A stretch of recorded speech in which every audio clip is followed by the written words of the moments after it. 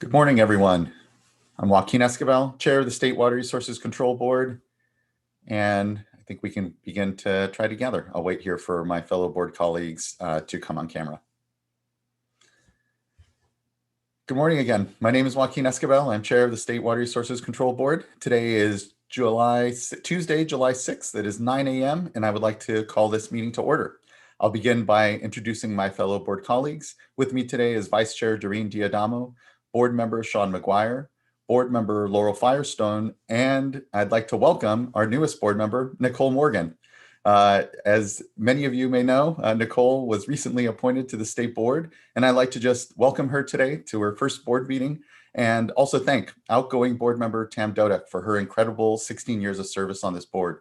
I'll make some additional remarks during board member reports, but I just really wanted to acknowledge and welcome Nicole to her first meeting here. Additionally, joining us is our Executive Director, Eileen Sobek, our Chief Counsel, Mr. Michael Loffer. Actually, Mr. Loffer is not here today with us, and instead we have our two Chief Deputies, Mr. Eric Oppenheimer and Jonathan Bishop. We also have our Clerk of the Board, Janine Townsend, and assisting her today is Courtney Tyler and Margie Argel. As you can see, this board meeting is being webcast and recorded in order to comply with distancing standards that are still in the building. We don't have our physical meeting room. We're not meeting physically. We are still here on the Zoom virtual platform. If you are intending to comment on any of today's items, you should be here on the platform with us. There are instructions at the top of today's agenda in order to get here on the Zoom platform. You may be viewing us otherwise customarily through our web cast on the Cali PA website or on the YouTube Live website. If you need to get onto the Zoom platform, please either follow the instructions at the top of today's agenda, or you can email our clerk of the board at commentletters@waterboards.ca.gov, and the clerk of the board can help you get onto the platform. Until your time to actually comment on an item, you will remain muted and your video will be off. And when you do come up to speak on your item, please do state your name and affiliation if you have one clearly.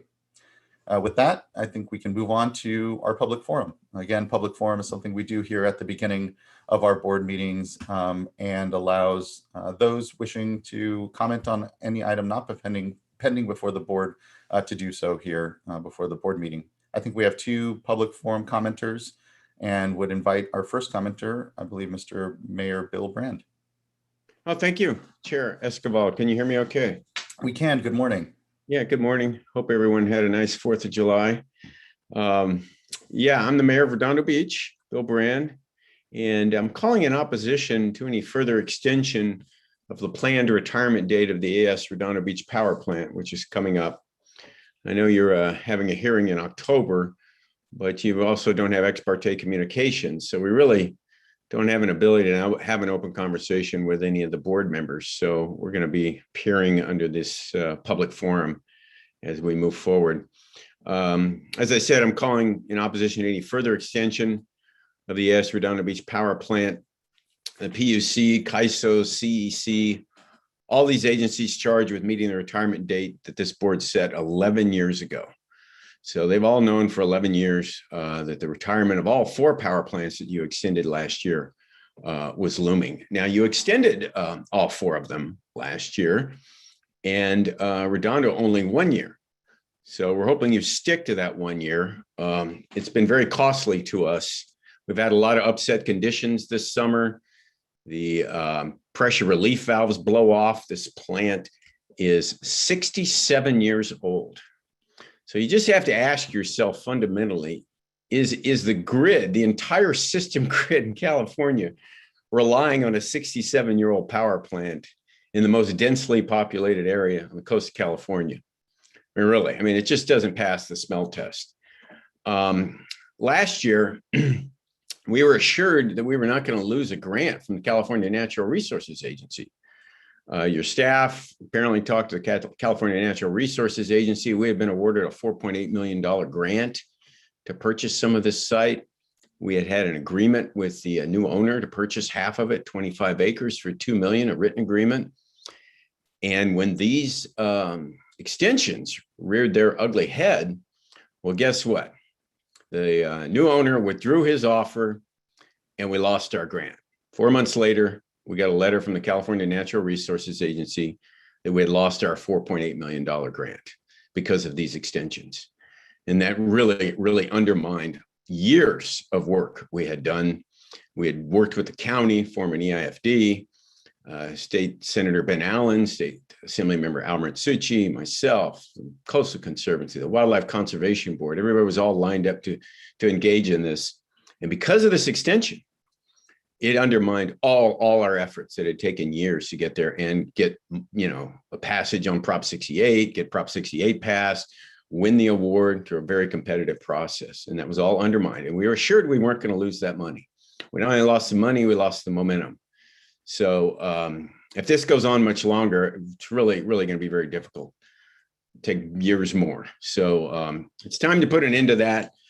It's 67 years old. You guys have extended 4 plants for a year, 3 plants for another 3 years. It's really time for you guys to say enough is enough. You had these retirement dates for 11 years, and we're not giving you Redondo anymore. So anyway, thanks for the time. Welcome to a new board member. I think it was Morgan. I didn't realize Tam Dudak was retiring. I've been doing this a very long time.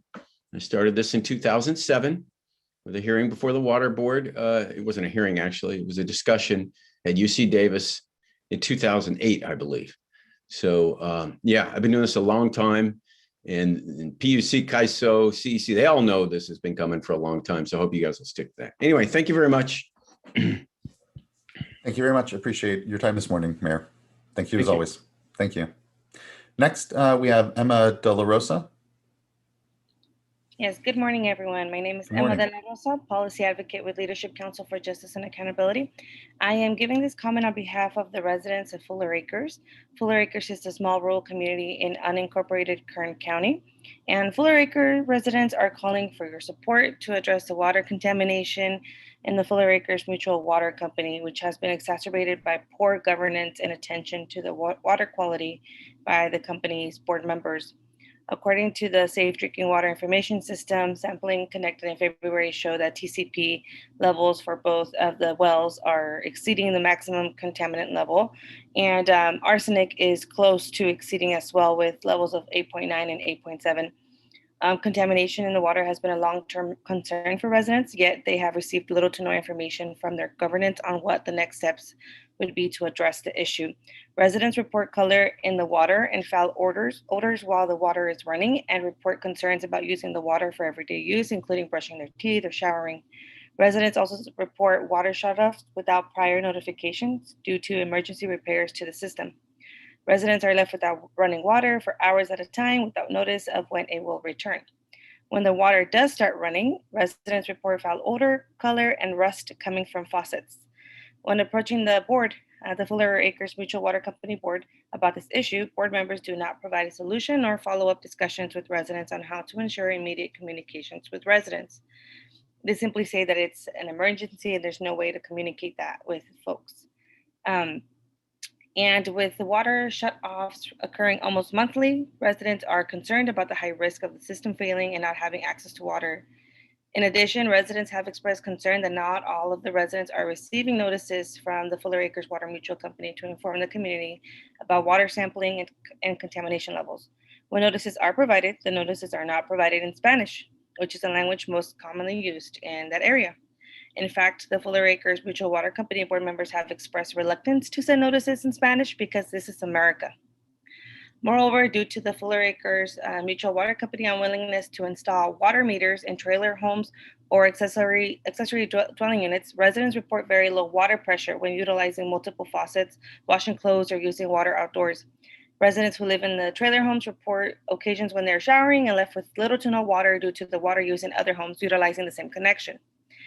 The water pressure, in addition to continuous water shutoffs, have left residents enduring extreme heat waves because their cooling systems rely on water to operate. So now residents are demanding safe drinking water and are calling on the California State Water Resources Control Board to step in to identify solutions to the contamination in the water through the SAFER program. Similar to other water systems who have been identified for this program, the Fuller Acres Water Mutual Company has failed to provide an adequate supply of affordable, safe drinking water, and it has failed to take the adequate steps to supply affordable, safe drinking water. Residents deserve to know the condition of the water system and deserve the proper attention and support from the board to ensure that the community has safe and reliable drinking water. This is in addition to the water quality issues, residents are facing unjust late fees and do not receive the proper receipts or information on the finances, which we know that as a mutual company, there may be little oversight on the State Water Board. But all of this issue, the poor governance is making the water quality issue an even bigger problem. And community members are tired of it, and they really need the support from the state. Thank you. Thank you so much. Really appreciate you flagging the challenges at Fuller Acres. I was just pulling up our needs analysis, and yes, certainly Fuller Acres is there because they are not meeting an MCL here. So thank you. I think at this point, I'll want to hear further from our program staff at SAFER, just where Fuller Acres may be and what is I know a pipeline of projects and engagement in communities that we're creating through that program. So just really appreciate you flagging the community's needs, and just thank you. Yeah, and I'll just add to that that, you know, on the SAFER website, this is not the responsibility of residents or advocates to figure this out, but there is if you go to the SAFER website and the data portion, you can actually look up also where they are in terms of financial assistance and when the oldest violation is or how long they've been in violation. So it looks like 7 years, and that they are receiving technical assistance. So you know, I think this is like the chair said, I think an area where it is squarely in the SAFER program. And so look forward to hearing from staff where things are. And I think just appreciate you bringing this to us. Yeah, thank you, board member. I believe we may have one further public commenter. Let me just refresh my sheet. Apologies. I don't actually see one. Janine, did you indicate there was one other person? Yes, it's Mr. Robert Gaddis. Oh, okay. Thank you. Yes, Mr. Gaddis.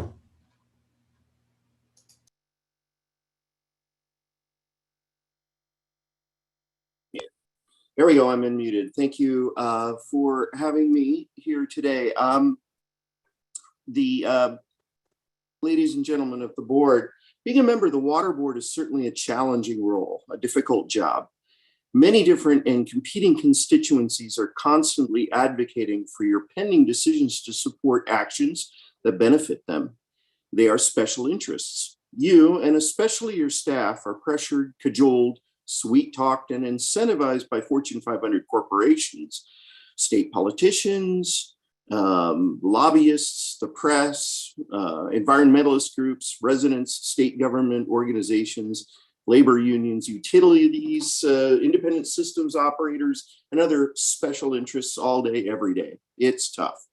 Not to pile on, but I'd like to speak for a group that doesn't hire professional lobbyists working with your staff on a daily basis to guide your decisions. I'd like to speak today for a moment on behalf of the school children of Redondo Beach and Hermosa Beach who live downwind of the AES Redondo power plant. There are many daily challenges for a child growing up in a neighborhood where the air is filled with poison and particulate doesn't make life easier, even if you don't realize it every day. Redondo Beach and Hermosa Beach children may notice that their parents wipe down the furniture, windows, and floors frequently to remove that sticky, dark substance before it rubs off on anyone's clothes. They may notice that the air smells like car exhaust or automobile brake fluid in the morning. The large burn-offs tend to be overnight, so nobody sees the smoke, but you sure smell it in the morning. You hear the blasts of the release valves shaking the windows and scaring the pets. You see the clouds descend from the smokestacks that fog the neighborhood during an inversion. But as a child, you don't realize what is actually going on.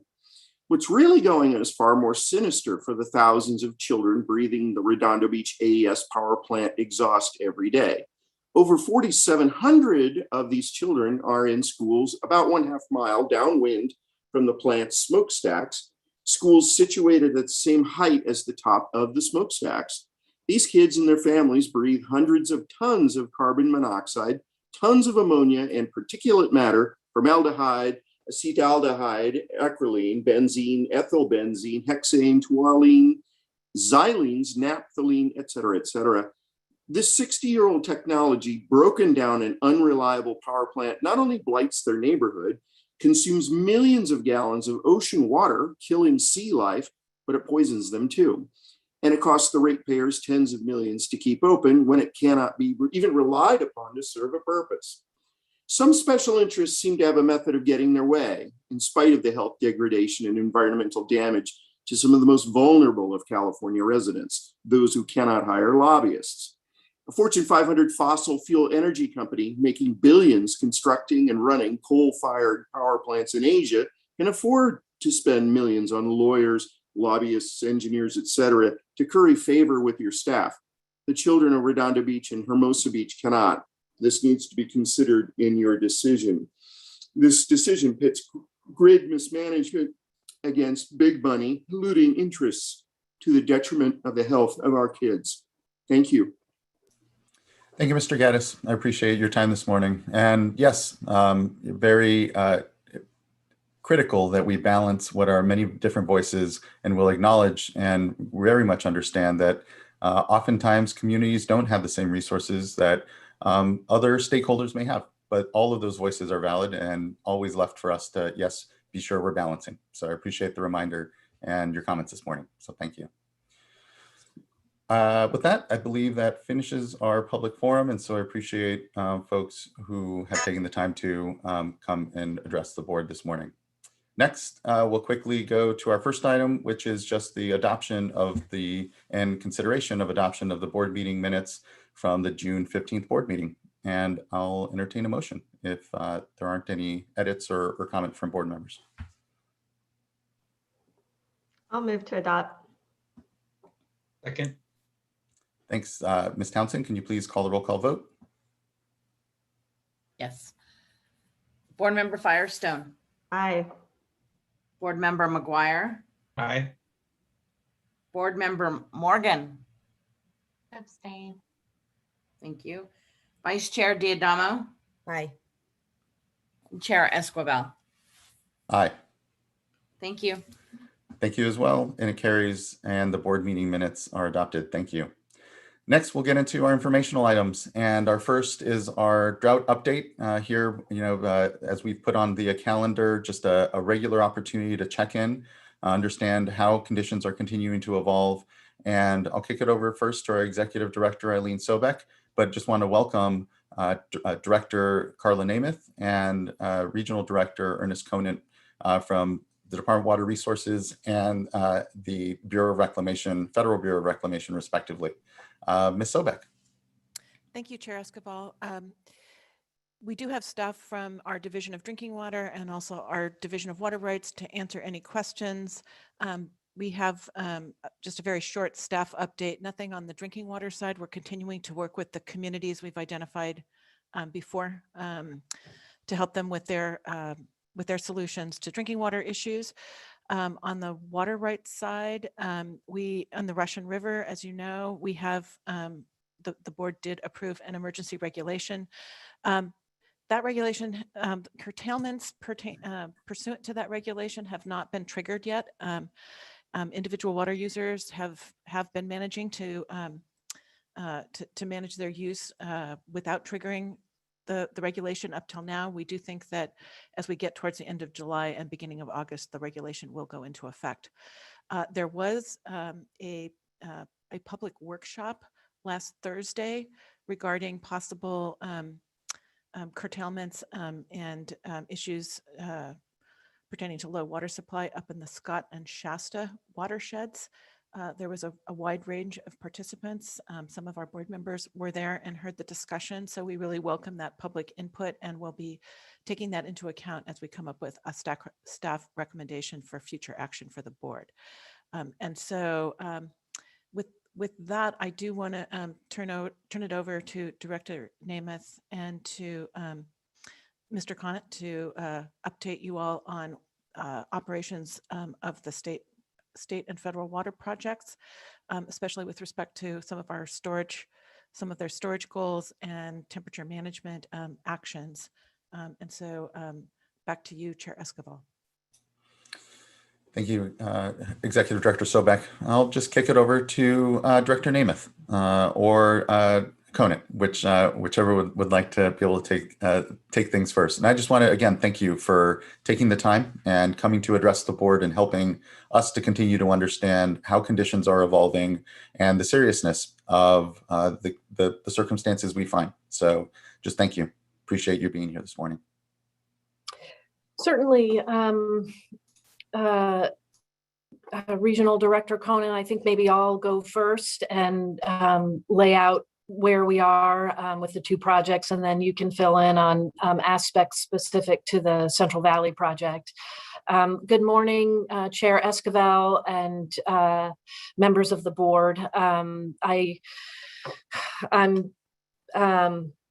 I feel fortunate to engage directly with all of you in a dialogue about what's happening this year hydrologically and the operations of the state and federal water projects as a result of that.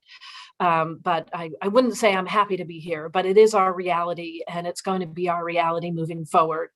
And so I wanted to just give an overview as to where we are relative to the operations of the project and the temporary urgency change order that we received from the board, which I'm thankful for the partnership with the state board and the board staff and helping us move through how to manage among important water quality needs in the Delta and in the tributaries and reservoir storage for temperature management and for carryover into next year. So I thought I would start with kind of a sort of a quick recap of how the projects have been managing since the middle of April, when we saw a pretty drastic reduction in inflows into the primary reservoirs of the state and federal projects, and some real challenges with an increase in depletions in the system. So as you may be aware, starting in the beginning of May, given those conditions, we started estimating about a loss in about 650,000 acre feet in Shasta, Oroville, and Folsom. Starting in the beginning of May, the projects essentially increased releases from New Melones. That was the Bureau of Reclamation, and we got back into compliance with water quality conditions in the Delta. We ultimately sought a temporary urgency change order from the board to begin June 1st, because we were anticipating otherwise being out of compliance with current water quality regulatory standards in the Delta. That enabled us to throttle back on the releases from Folsom, Oroville, and Shasta, give us an opportunity to put in the emergency salinity barriers in the Delta. Those were constructed and have been operational since July 1st. What we have continued to see over the month of June, I think the limited inflows into the reservoirs has stabilized. Ultimately, we're in about the 700,000 acre foot range in terms of inflows that did not materialize as a result of this year's unique and extreme hydrology. We continue to see depletions on the rise in the month of June. And that puts more pressure on reservoirs to make those releases to even maintain the water quality standards that had been adjusted under the temporary urgency change order.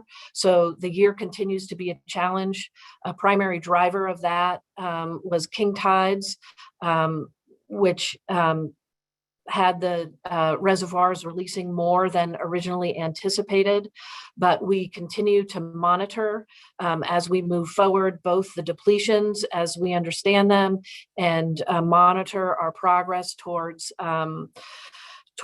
end of year storage targets for the 3 primary reservoirs. I think Regional Director Conant can say a little bit more about New Melones and its contributions to the system this year, which has been unique. But we are continuing to see a tightening of the system.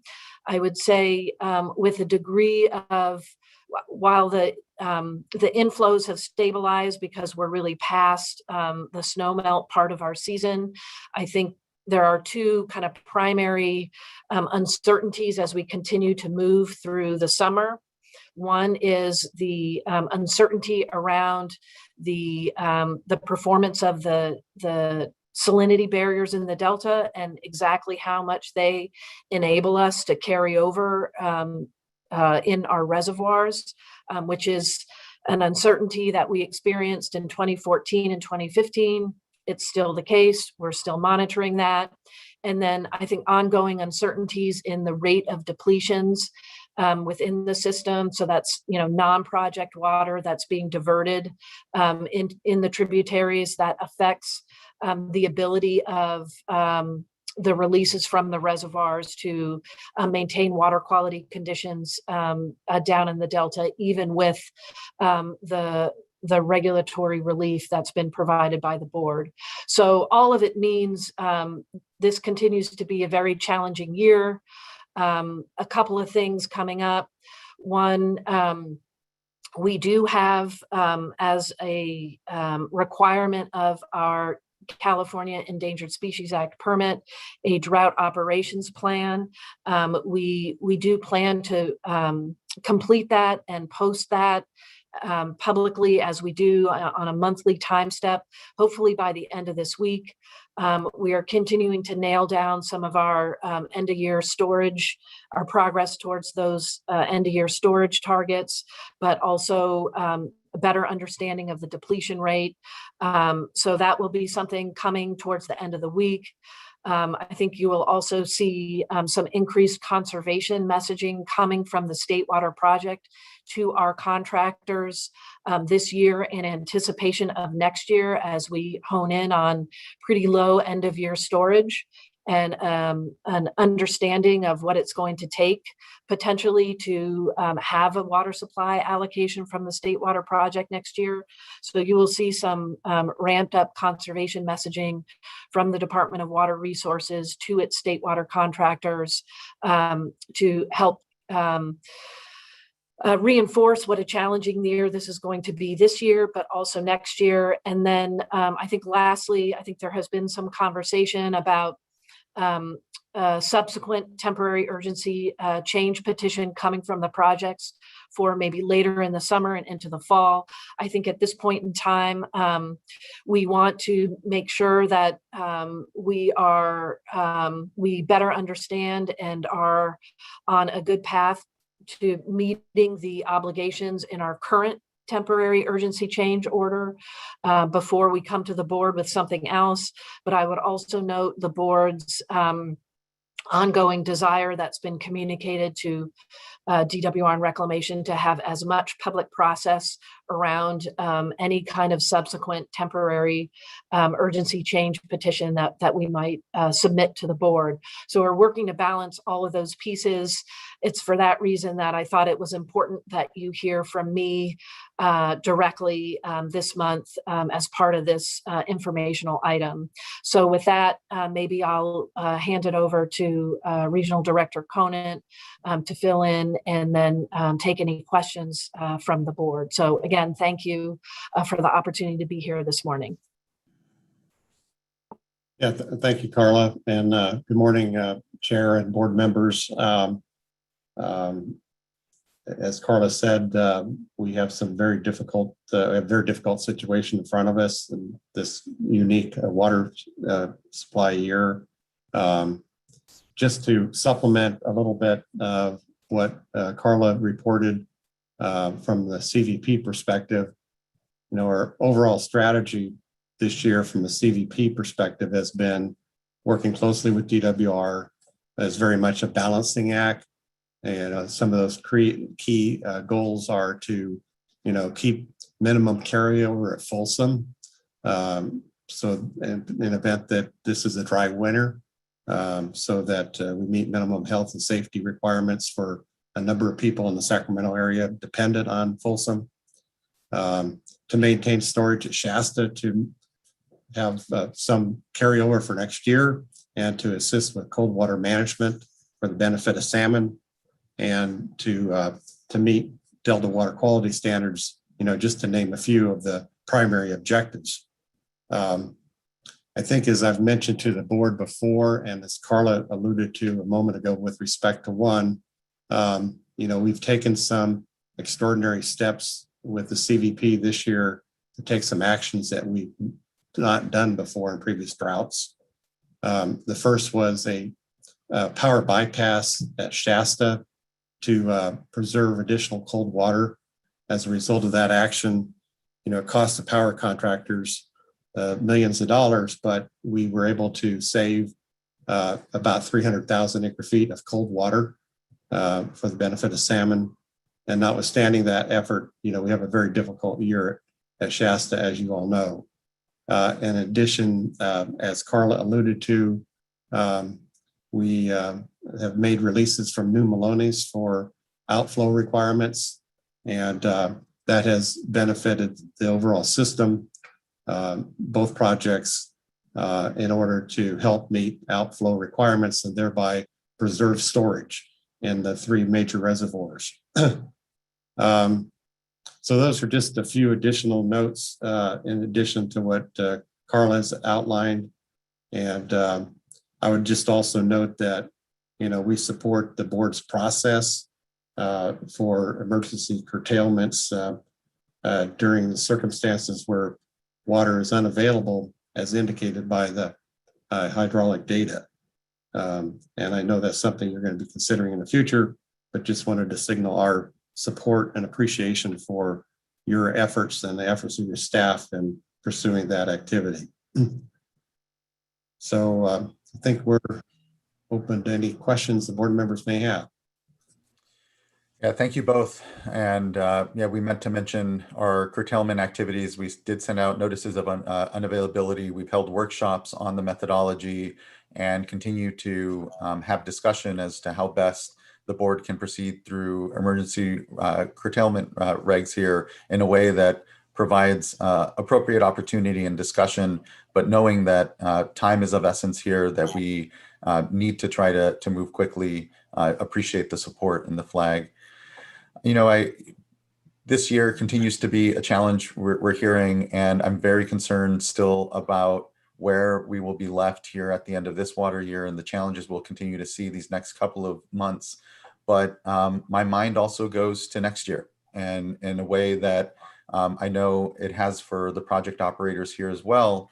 And I think for much of us in the state, with the reality that if we have another dry year, another dry winter here, we will be having incredible challenges here in the state and a number of the watersheds that we're working in. I think of the Russian, but certainly I think of how the projects will be managed then.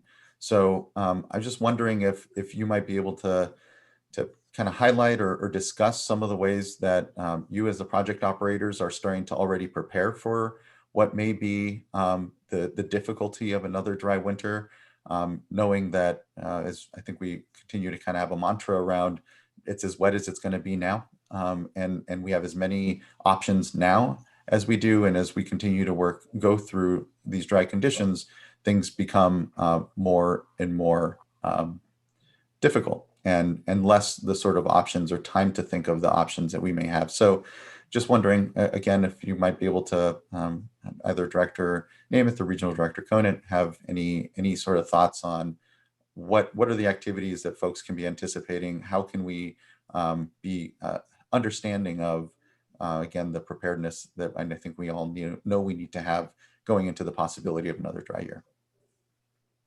Yeah, thank you for that that question. Chair Esquivel, and it is very much not just on my mind, but now part of the State Water Project's kind of sort of preliminary workflow. So some of the things that we are taking a look at. So one, I would say, as I think you are aware, our 5% allocation for most of our contractors south of the Delta has been met through stored supplies in San Luis Reservoir. And some of the, I think we're doing about 300 CFS cubic feet per second pumping for our South Bay Aqueduct contractors right now. And we are certainly talking with them about the growing need to conserve this summer. And then for our South of Delta contractors that had the supplies from San Luis, starting to speak with them about their need to conserve as well, as DWR begins to understand what kind of a hydrologic year we would need next year to get to even modest project allocations. So, so we are starting to do that modeling work for the 2022 water year, and with some relatively conservative kinds of numbers. So of course, this year we were dealing in the 99% exceedance. We're starting to look at 99% exceedance, and we're starting to look at an overlay, not just of, the last 82 years of hydrology, but ambient temperature, which of course everyone has seen the charts that go like this in terms of even really the last 10 years in terms of ambient temperature, but also some of the physical characteristics, the soil moisture and other things, to help us understand better what our forecasting could look like. So preliminarily, we're looking at, the potential need for significant hydrology and, the 130 percent of normal, relative to runoff to get us to average runoff into Lake Oroville. So those are some pretty difficult numbers to think through. But the important thing is to start the analysis now so that we can share them in advance, not only with the state water contractors, but also with the water board and our colleagues at the Department of Fish and Wildlife. And then certainly some of the water users in the Delta. They played a really important role in the last drought in terms of voluntary curtailments. We've started to have some real preliminary discussions with them. They certainly need to be part of our next year's planning so that we can understand, even with a very modest allocation, it is possible with dry conditions to continue to have this challenge between upstream storage and downstream water quality needs. So all of that would be coming, I think, more towards the end of the summer into the start of the October 1st water year. I think the big takeaway lesson and part of the conversations that we're starting to have with our Feather River settlement contractors is getting far in advance of our typical schedule for allocations. We start in December. We always start very conservatively, but we know with historic low storage at Oroville heading into the next water year, there's some upfront conversations we need to have all along our system, even with our settlement contractors on the Feather, so that we know we can all be operating conservatively. So I think as a general proposition, we're going to see a lot more upfront conversations this fall around the probability of extremely low water allocations. So particularly for our ag customers, we can get ahead of some decisions that they make, even in the fall, in terms of getting things in their greenhouses in anticipation for the planting season next winter and spring. So That involves also, frankly, a lot of conversations between DWR and our colleagues at the California Department of Food and Agriculture. So we can really see how the seasonality of a lot of the decisions that we make, not just water allocations, but planting decision is shifting given the extreme hydrology. So I'll stop there, but a lot more to come on those topics. Yeah, Chairman, just to supplement what Carla mentioned, of course, we're working very closely with DWR in working through forecasts for next year and looking at different scenarios. With respect to forecasting, as Director Namath mentioned, that's an area that we're both looking at closely. I think I've mentioned to the board before that this phenomena we experienced this year where we lost 700,000 acre feet basically overnight that we were projecting of inflow is something we've seen throughout the West, particularly in the Klamath Project, the Colorado River system, and the Rio Grande system. Lake Powell alone lost like 1.5 million acre feet that they were projecting about that same time period. So Reclamation is having a West-wide forum this fall of all the forecasters, including our state partners like DWR, to take a second look at just how we're approaching forecasting. Again, also working with other agencies, NRCS and the Weather Bureau and others, along with our state partners that are all involved in this forecasting effort. Again, if we have better forecasting, that can help us inform our contractors, as Carla mentioned, to maybe make different decisions than they otherwise would have as compared to this situation we found ourselves this year. In terms of just adding to what Carla mentioned, of course, there would be additional discussion on temporary barriers. And with respect to Folsom, again, our key objective there is to ensure that we maintain public health and safety water.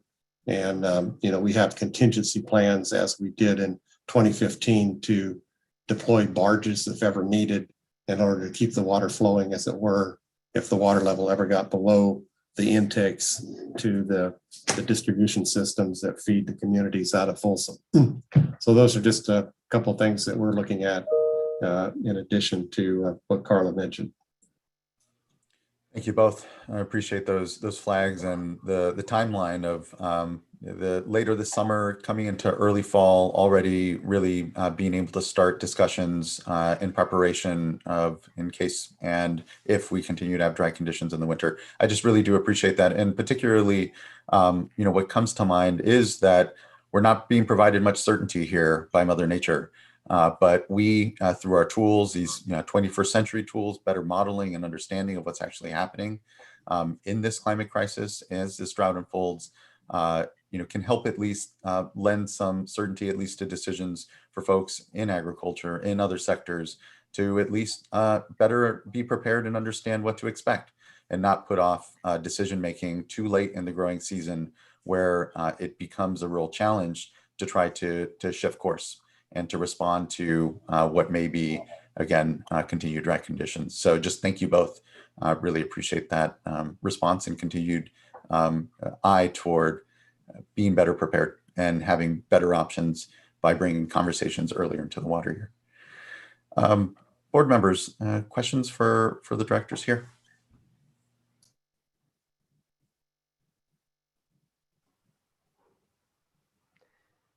I'll ask a question. Or maybe it's, well, first of all, just want to say thank you so much for coming and for all of your efforts to manage in this really, really bad year. And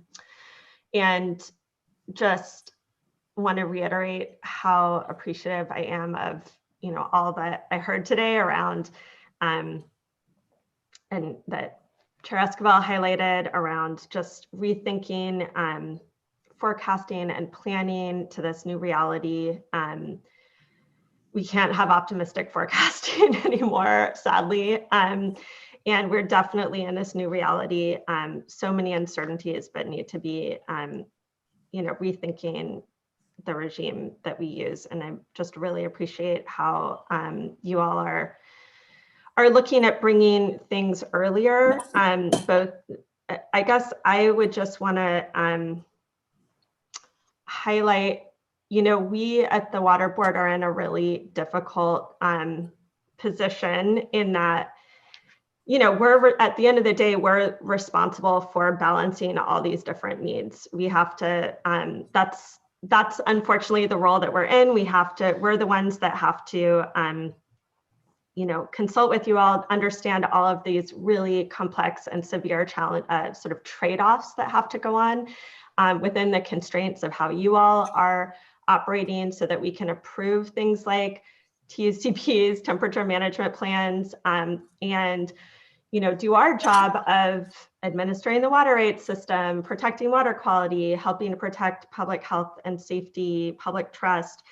And so, I think I guess my hope is as you all are working through this fall and early in the next year, that we can together figure out how we can prevent situations like we're in this year, when even with all of our best efforts, it's tough to even meet the frameworks that we're having to set and approve to make those balancing decisions. Just avoid, I think, the frustrating situation for all of us that we're in this year. And, I think I would just also want to say this is really, really severe impacts on all sectors. Nobody is winning here. And I think every sector, whether it's urban water supplies, certainly the rural communities, I know we're looking at through the SAFER program, and agriculture, that we're all, I think, trying to grapple with the same challenge of, we can no longer do things as we have. What worked, even a few years ago isn't working in this new reality. And so I think the investments that, we have this opportunity with this budget cycle to have a lot more investments in infrastructure that might be able to be helpful in hopefully accelerating some of those changes in terms of diversified sources, conservation. I know for small and rural communities, it's just not realistic to have a single source, for example. So, that's a lot of comments. I guess my one question would be, do you all, are there ways that you are looking at, in addition to all the planning and forecasting changes that you all are doing, that you're looking at the opportunity with infrastructure investments to help us prepare again and sort of respond to this new reality? Well, yeah, thank you for the comment and the question. And the answer is yes. When I, take a step back and I think about, what do we need to be doing? Because I think we all feel and are now working our way through some pretty limited abilities. And the big three in my mind are data, infrastructure, and landscape scale restoration. So data encompasses a lot. It encompasses, data to improve water conservation. It encompasses data to improve water rights administration. It encompasses data to improve our forecasting. Infrastructure also, encompasses a lot. But we do have our own reservoirs that can be operated better.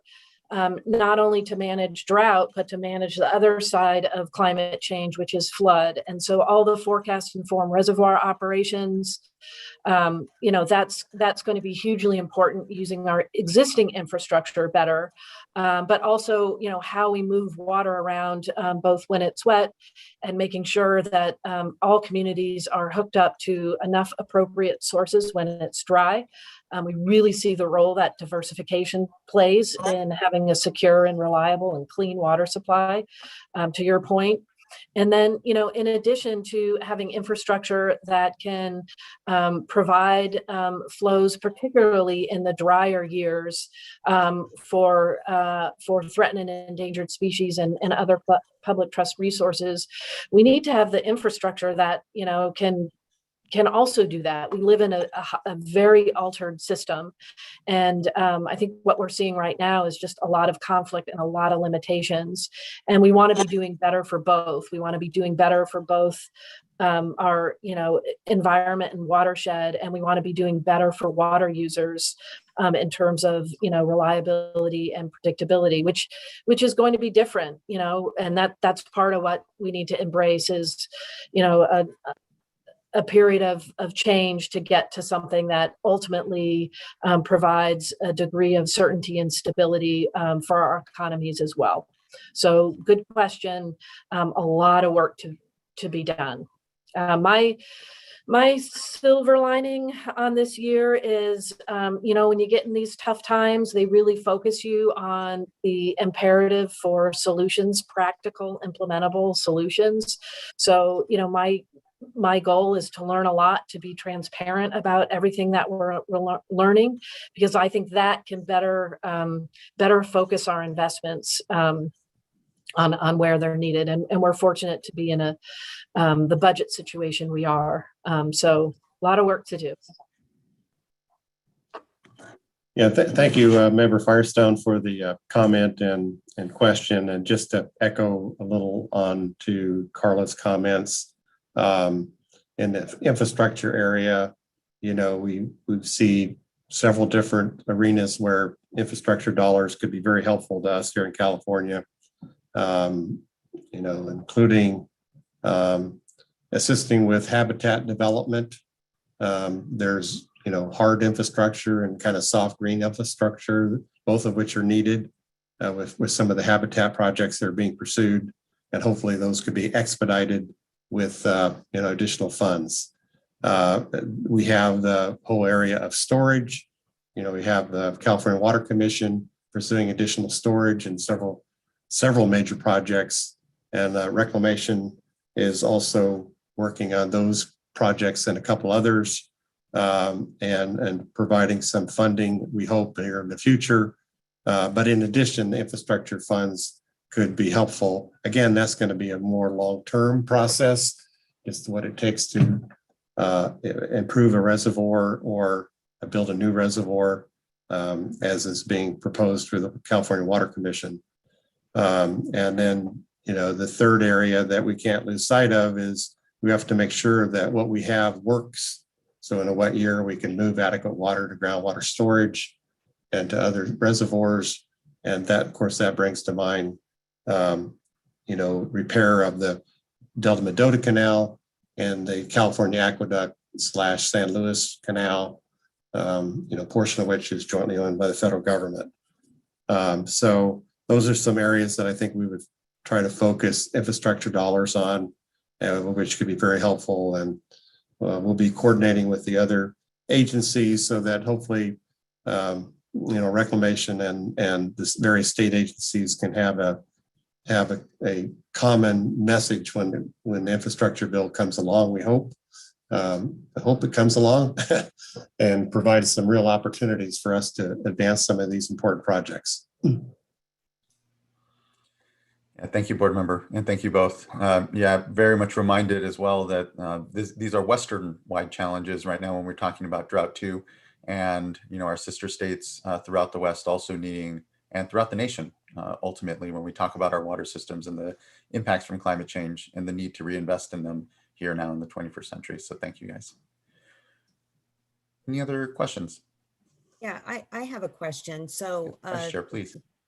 Thank you, Ms. Nemeth, for talking about transparency. And I just keep thinking about how, on the one hand, things seem so much worse than the last drought, but then on the other hand, we just have improved communication, not just interagency communication, but stakeholders at large. And always struggling here where we have our emergency authorities and the need to move quickly, but at the same time looking for opportunities for public process. And so specifically, my question goes to the relationship between temperature management, TUCPs, water quality, and curtailments.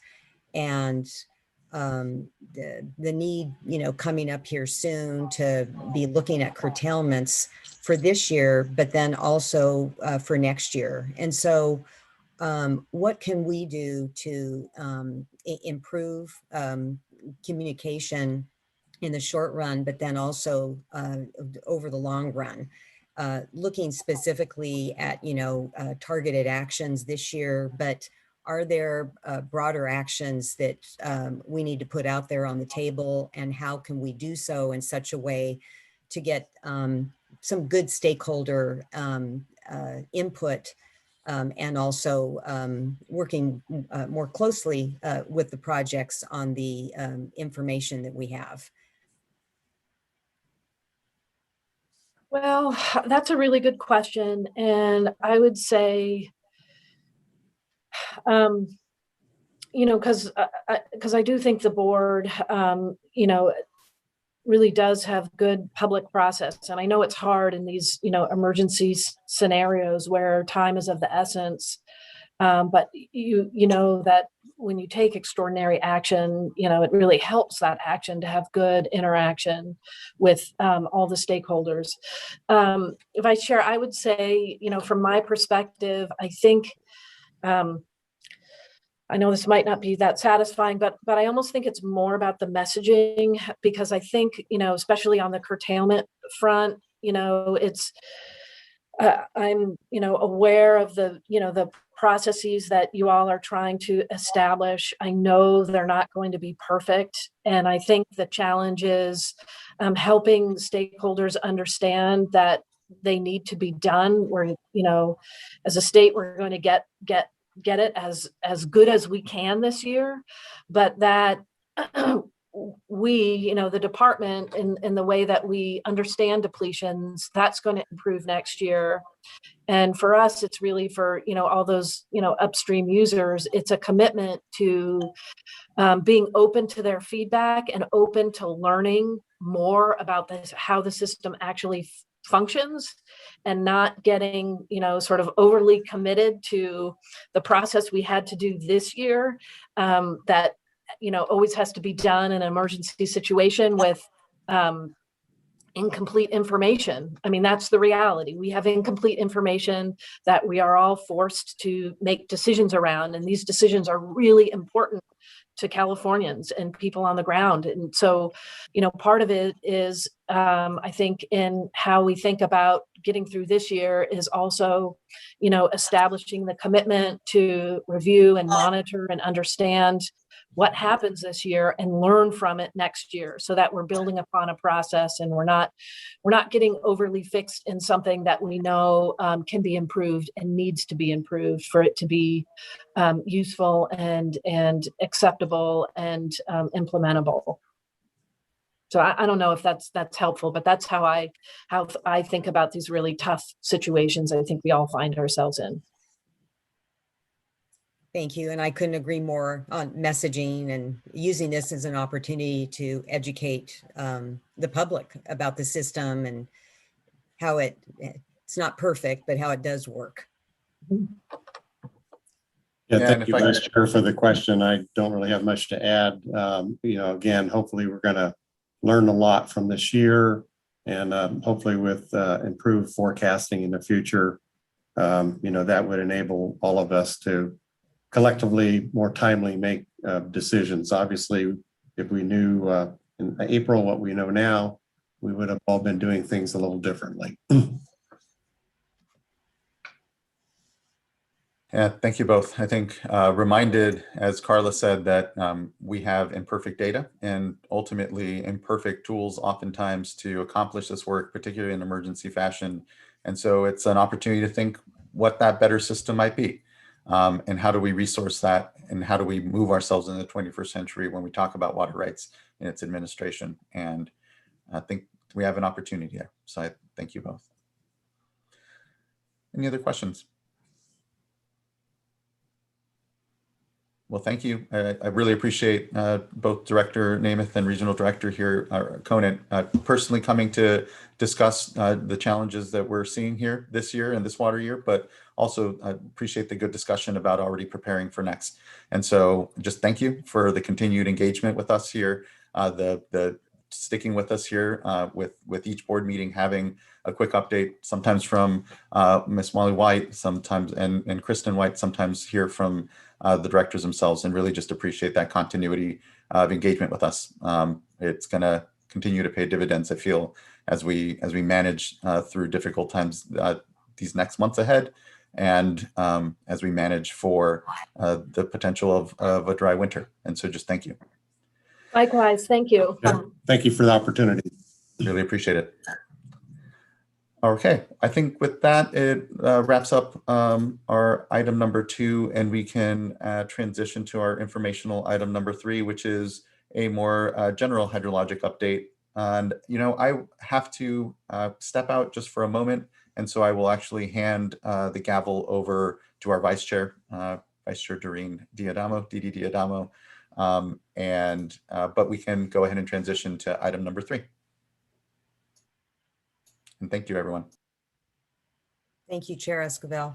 Okay, so I believe we have Stanley Mubako presenting. Good morning. Yes, good morning, board members. My name is Stanley Mubako. I'm an environmental scientist in the Division of Water Rights, and I'll be presenting today's update on current hydrologic conditions. Next slide, please. The current cumulative precipitation curves have not risen much since mid-March. And we'll start off with the 8 station precipitation index for Northern Sierra. It is at 23.1 inches for the season, which is 46% of average for this date. Next slide, please. This is the 5 station index for San Joaquin. It's at 18.3 inches for the season, which is 47% of average. Next slide, please. The 6 station index for Tulare Basin is the next one. As you can see, it's at 9.6 inches for the season, which is 34% of average for this date. Next slide, please.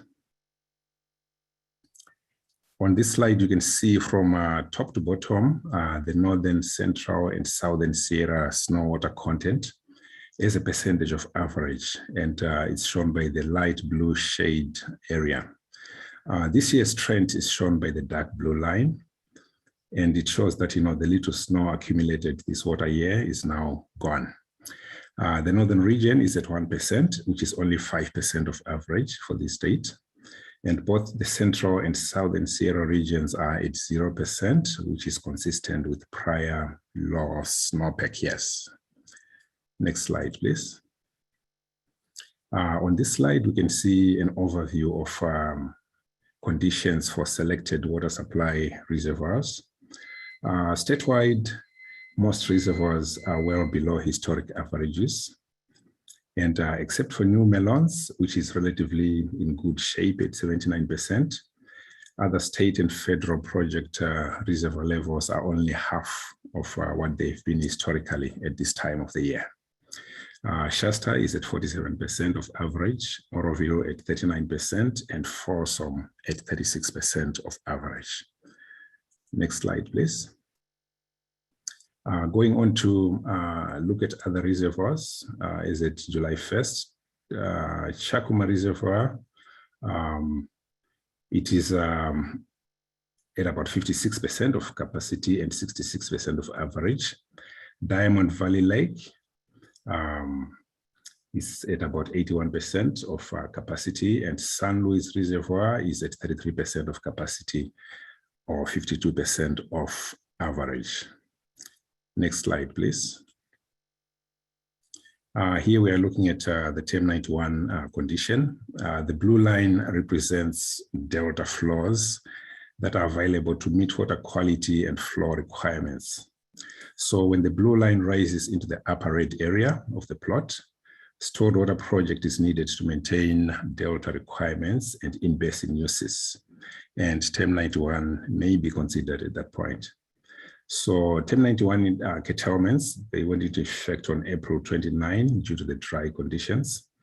And letters related to curtailments were dispatched to TEM 91 water right holders. The curtailments will remain in effect until wet weather and or reduced demands result in changes to supplemental water releases. So this graph is being is posted on the Water Rights Division's Bay Delta Program website, and it's being updated weekly. Next slide, please. This is the drought monitor for California as of June 29 of 2021. And as you can see on this slide, the entire state is experiencing at least moderate drought conditions, with more than 3/4 of the state under extreme to exceptional drought conditions. Next slide, please. The Colorado Basin is experiencing at least abnormally dry conditions, with more than 80% of the basin experiencing extreme to exceptional drought, as shown on this slide. Next slide, please. This is an overview of the US seasonal drought outlook, showing drought tendency during the period June 17 to September 30 of 2021. The large-scale trends shown here are based on derived probabilities guided by short and long-range statistical and dynamical forecasts. And this particular outlook shows that almost half of the country is experiencing persistent drought conditions on these dates, predominantly the western and northern states. Next slide, please. This slide shows that most of the Colorado River Basin is between 60 to 80% of average precipitation levels. Next slide, please. This is the temperature forecast, and it comes from the Climate Prediction Center. It shows the likelihood that temperatures over the next 8 to 14 days will either be normal, above, or below what would be expected for this time of the year. The outlook is showing higher odds of warmer than normal temperatures for much of the United States, apart from the Southeast, including the whole of California. Next slide, please. So I'll end by looking at the precipitation forecast. As of June 30, the 8 to 14-day outlook is showing a 33% probability of normal precipitation in the southwestern half of California, and a 33 to 40% probability of below normal precipitation in the northeastern half of the state. Of course, as this is the dry season, little to no precipitation would be normal for this time of the year. Thank you very much. At this time, we'll receive questions from the board members, if any.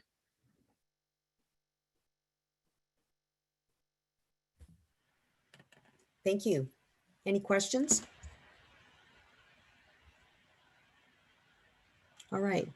Well, thank you for that update. We appreciate it. And with that, we will move on to our next item, item number 4, which is the uncontested calendar, and will be taken up and voted on unless there's a request for it to be removed from the uncontested calendar. Would any of the board members like to make a motion? I'll move to adopt item 4. I'll second. Okay. Motion and second. Ms. Townsend, please call the roll. Certainly. Board Member Firestone, Aye. Board Member McGuire, Aye. Board Member Morgan, Aye. Vice Chair Diadamo. Aye. Thank you. Okay, thank you. Motion carries. Item number 4 is adopted. Next, we'll move on to item number 5. And this item number 5 is consideration of a proposed resolution adopting emergency regs for a fee schedule for wineries specific to the winery order. Good morning, Mr. Ciccarelli. Good morning. Good morning, Board Chair and fellow board members.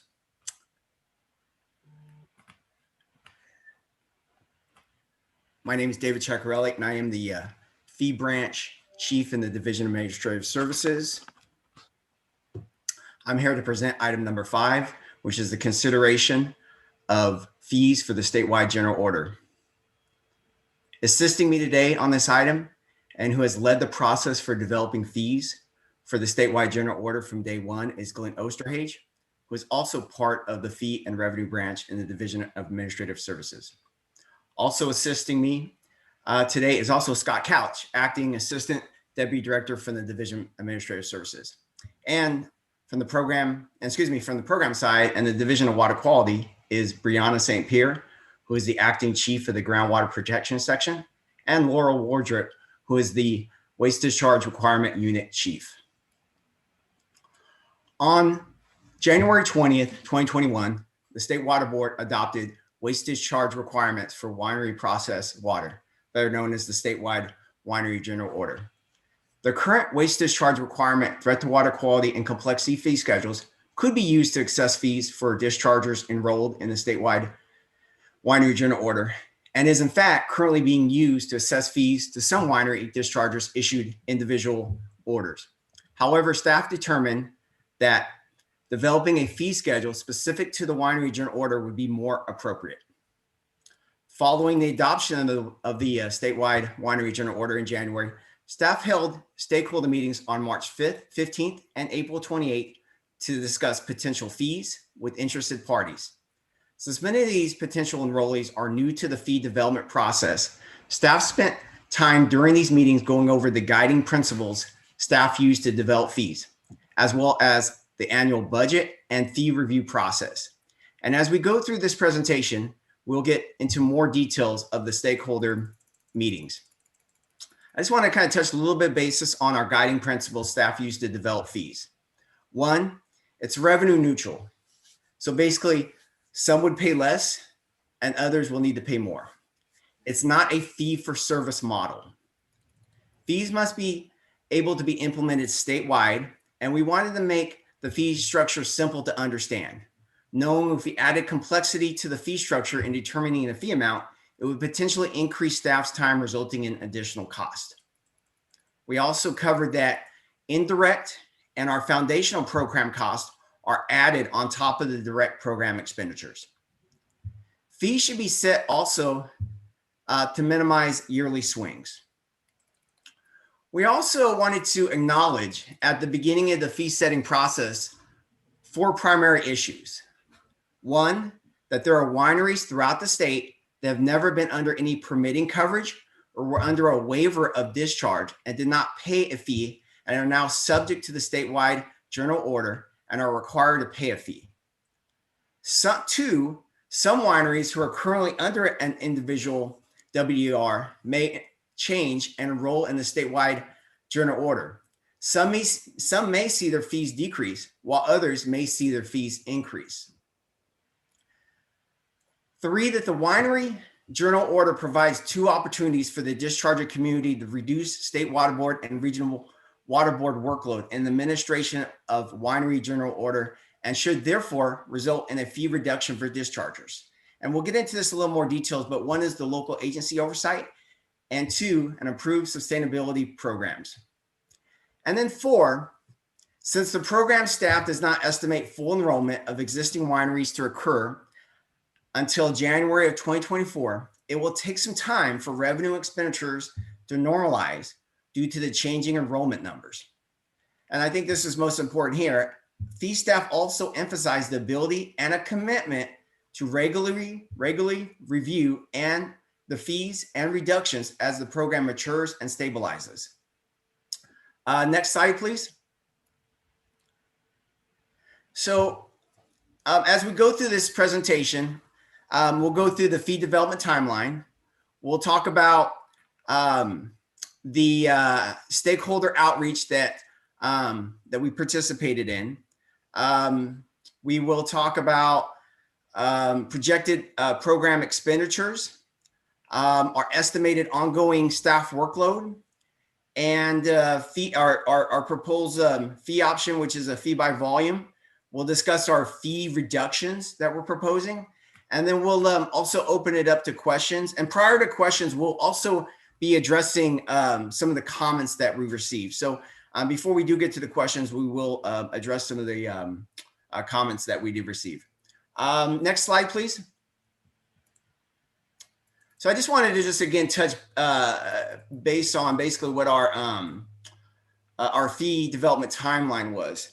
And I want to state, even before the January 2021 Winery Journal order was adopted, while the order was going through development, we had an opportunity to host a fee stakeholder meeting prior to the Winery Journal order being adopted, just to kind of go over, again, introductions and the process and our fees, and again, the fee setting process and the budgetary process. However, things really ramped up once the order was adopted. And again, we held 2 meetings, one on the March 15th and one on April 28th. And we'll go over those in a little more detail here in a moment. And then today we're here for consideration of a proposed fee schedule. Now, we discussed taking this item to the board for consideration and adoption as part of the water quality fee schedules that normally go in front of the board annually in September. However, regional boards staff reached out to us and stated there were wineries that wanted to start enrolling in the statewide journal order this summer and not have to wait to begin the process until the fall. Therefore, we are bringing this item to you today for consideration and adoption. So next slide. So at this point, what I'm going to do is I'm going to hand it off to Glenn Osterhage, and he's going to discuss our stakeholder meetings. Thank you, David, and good morning, Vice Chair and board members. I'm not sure if the board chair has returned back to us or not, but as David indicated, the focus on my presentation will be on the 2 stakeholder meetings held since the board adopted the general order back in January. And as David indicated, our first one was back in March. We went over the fee development process that David already went through in a little more detail. At this first meeting, we presented 2 different annual fee options. The first one we call by fee by volume. It's a very simplistic, easy, identifiable measure in which to assess fees. And we also presented what we call a fee by threat to water quality and complexity. I will often just refer to that as threat and complexity if I use that later on in the presentation. So the threat and complexity one can be more staff intensive to identify. Whatever site characteristics are determined that would increase either threat or the complexity would have to be reviewed on a yearly basis just to make sure the site characteristics are still in place. So we presented both of those. And as David indicated, we also did propose 2 different fee reductions. The first one is called local agency oversight. The model right now that most people talk about is Napa County with the work that they do with the operations in that area, and then also approve sustainability programs. So with those 2 options for fees and the 2 different reductions, we did solicit comments from participation or those participating. We did receive what I'm calling a third fee for annual fees. It's the first bullet point under post-meeting comments. And in short, what this was asking for is to have a relatively higher application fee and then have preferably lower and sometimes significantly lower annual fees. So on the surface, I will say this is a perfectly rational proposal to be given to us. With the way we handle our annual fee setting process, we would have some logistical issues with this method. One is if we over collect on 1 year, we do not hold that money for a program. It all goes into our waste discharge permit fund. And in the years, if we under collected, we don't go back to the discharger to collect our shortage. So it's a year by year basis. We get our budget from the legislature and approved by the governor. On a year-by-year basis, we'll review and set fees for that year specifically. So when I discussed this, and later on, we have, I think, representatives from the Wine Institute that presented this. They're wanting to make some more comments on that proposal. They can. It was just where our accounting processes are. It's a year-by-year basis. We don't have a side bucket or account where we can hold money if we collected a bunch of money up front. For our fee reductions, initially we did throw out a local agency oversight reduction of 35% and sustainability program of 10%. There was a lot of discussion during the meeting regarding the reductions. Generally, the commenters preferred a higher local agency oversight reduction. And in general, of the two annual fees that were presented, although we'll never get consensus, the general agreement was, or preferred option was, the fee by volume. It's easier on a year-by-year basis. So with that, we can go to the next slide, please. We met again at the end of April. One of the discussions that we had in the first meeting was the workload that staff were going to be doing for this activity. Everyone agreed that it was going to take 3, 4, maybe 5 years for the enrollments to get completed. Everyone understands there's a workload associated with the enrollment, but there was a lot of questions about what would staff do once you have everyone enrolled. And that was probably one of the reasons of the nexus for the proposal of having lower annual fees with the higher application fee, is the ongoing workload would be less than the enrollment process. And we have a slide later on, we'll show the different activities that staff is anticipating to do during the enrollment process, and also the activities that they plan to do after the enrollment or the continuation of maintaining that permit coverage. So we kind of went over a lot of the workload issues, a lot of discussions and comments on that. We simplified our presentation just to a single annual fee by volume, since the comments we received were all in support. Again, not necessarily all in favor, but all in support of an annual fee by volume. We did also increase our initial projection for the reduction for local agency oversight. We went from 35% to 50%, and we kept the approved sustainability discussions at 10%. So again, we did ask for comments from participants, and in general, as we did in the first meeting, the comments we got were in support of the fee by volume. We did get some other comments that the local agency oversight should still be higher, sustainability program reductions should be higher, but right now we're staying with the 50 and 10%. Next slide, please. So in all of our conversations, we did discuss what are our anticipated costs. And as David indicated in his opening comments, we're dealing with a lot of estimates. This is anticipation of what staff is expecting to use on a year-by-year basis. So focusing on the left-hand side, there's an estimate of 16 PYs is the acronym for staff. So 16 staff statewide, 2 identified at the state board, 14 out in the regions. And we're currently using an average costing of $200,000 per staff.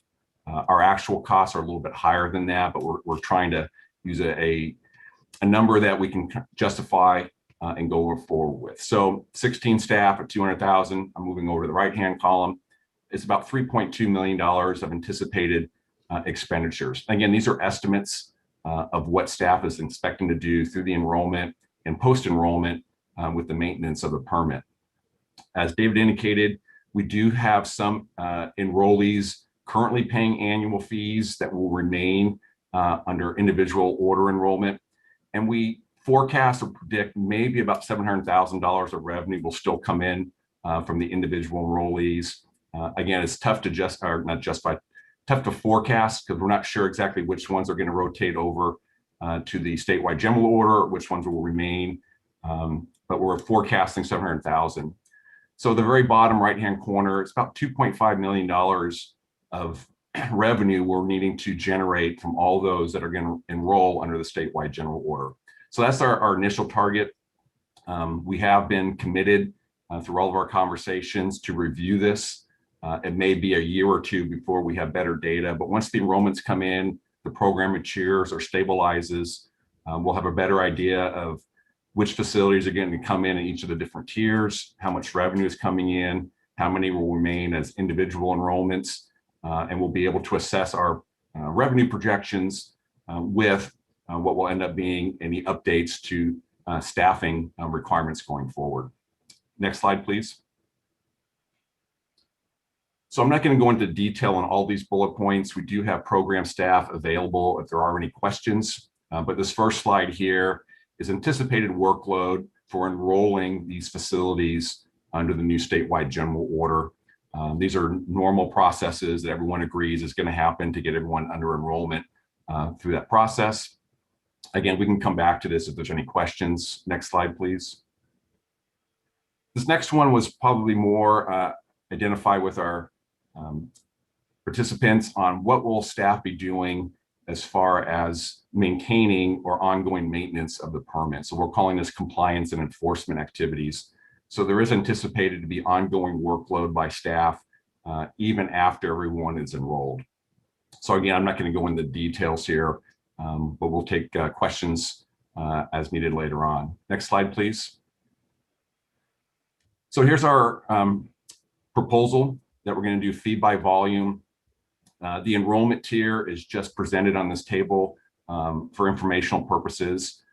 Anyone enrolled under tier 1, which is over 10,000 and below 30,000, their fee would be $750. Tier 2, we broke down into 2 different volume ranges. The fees are fairly comparable. It's $1,000 versus $1,200. Tier 3, again, we have 2 different tiers within that range. And then tier 4, we have 3 different ranges, obviously increasing with the higher volume. I do want to state it's not listed here. As David indicated, if there is not a separate fee for wineries adopted, facilities will be enrolled and will pay what we call our WDR, or waste discharge requirement fee. The minimum fee, I'm going to round this off so we don't have to worry about dollars, but it's about $2,900 is the fee. Some facilities do get a reduction off of that. But we're estimating about 80% of the enrollees under this tier, under this order, will be in tier 1 and tier 2, which will pay less than they would if they use the existing fee structure that we have in place. So there are about 20%, the higher volumes, these are all tier 3 and tier 4, processing 300,000 up to 15 million, that would pay a fee comparable or higher than, depending on how their threat and complexity is currently defined on an individual order. Next slide, please. And then, as indicated earlier, most of the discussion was centered around fee reductions. Local agency oversight, as I indicated before, is focused right now on the Napa County with the work that they're currently doing. The actual program as it relates to the winery general order has not been fully defined. It still needs to be hammered out with the San Francisco Regional Water Board.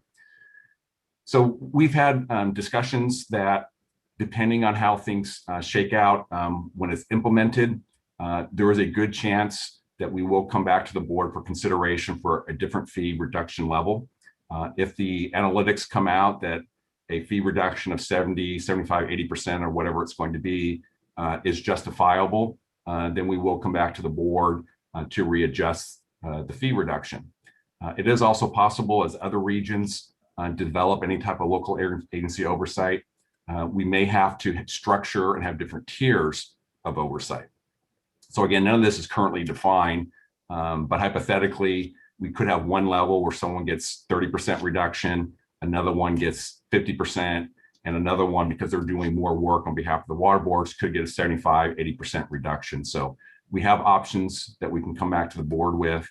Once everything gets enrolled, as I indicated before, it stabilizes, matures, we'll be able to identify, how much staff workload is being reduced by using the local agency model versus using the standard model of the regional board staff doing the work. And the same thing with sustained approved sustainability programs. As they become developed and they're identified, what's the impact or the reduction or anticipated reduction of staffing, If it needs to be a higher percentage once they're in place, then we do anticipate coming back to the board to review that for consideration as well. Next slide, please. So we did receive one comment related to the board agenda item today. It came from the Wine Institute, and I do believe they have a representative who will be commenting later on. So if there's any direct questions, we'll have someone be able to address that. But we had three major items that we took out of their comments. The first one, and David already mentioned this, is that some dischargers currently paying a fee, they'll pay more, and that is possible. Number of different reasons that could happen. We're not talking about those not enrolled. We're talking those that are currently enrolled in individual order that will decide to transition to the statewide order. We hope that most of them will have a fee decrease or pay a comparable fee, but we do recognize that there will be a couple or handful of facilities that could be subject to a higher annual fee. The second bullet point, dischargers enrolled, and use the acronym here, local agency oversight, should only pay an application fee to the state, and they would not be subject to any annual fee since the work would be done by the local agency. Through staff conversations, we do anticipate a continued staff presence within the statewide general order. So right now we're anticipating continue to have annual fees. But as we indicated before, once the local agency oversight process comes into place, we'll be able to assess what that fee reduction should be. And the Wine Institute also is recommending that the fee reduction related to sustainability programs be set at 25% rather than the staff recommendation at 10%. So again, the board will have the ability to set what they feel is appropriate. Again, once the sustainability programs are defined, we could eventually come back to the board to reassess or change that fee reduction as well. Next slide, please. So with that, I'm going to hand it back to David, but I will be available if there's any questions. So David? So yes, and like Glenn said, and like we said all along, and again, through acknowledging with our stakeholders, we understood developing this fee structure that we needed to develop a baseline basically, and start with a fee structure, knowing the potential projected expenditures, but also knowing that there are several moving pieces that are going to take a little time to stabilize over the next few years. Again, one, enrollments, and two, as Glenn mentioned, I mentioned earlier about how the local agency oversight and the sustainability programs are going to play out, and then how those reductions look like, and how that kind of affects our overall staff expenditures. And then based on that, that was why we were committed to continue to review on an annual basis this fee structure, working with the community, working with executive management, our board members, region board staff, program staff, on continue to kind of ensure that we get where we need to eventually get to when we look at covering our cost and the fee structure. So with that said, I have again, Glenn's here, myself, and then program staff, if there are any questions at this time.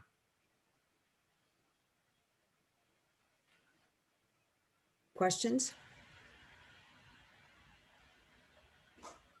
So I may have missed this, but I just want to make sure we have a change sheet. Do you want to take an opportunity to make any comments about the change sheet? So Glenn, do you want to talk about the change sheet real quick? Yes. So I'll go ahead and take that one. So if we can go back to the presentation on the slide that has the annual fees. Sorry about that. I hope we have a chance to bring the presentation back up.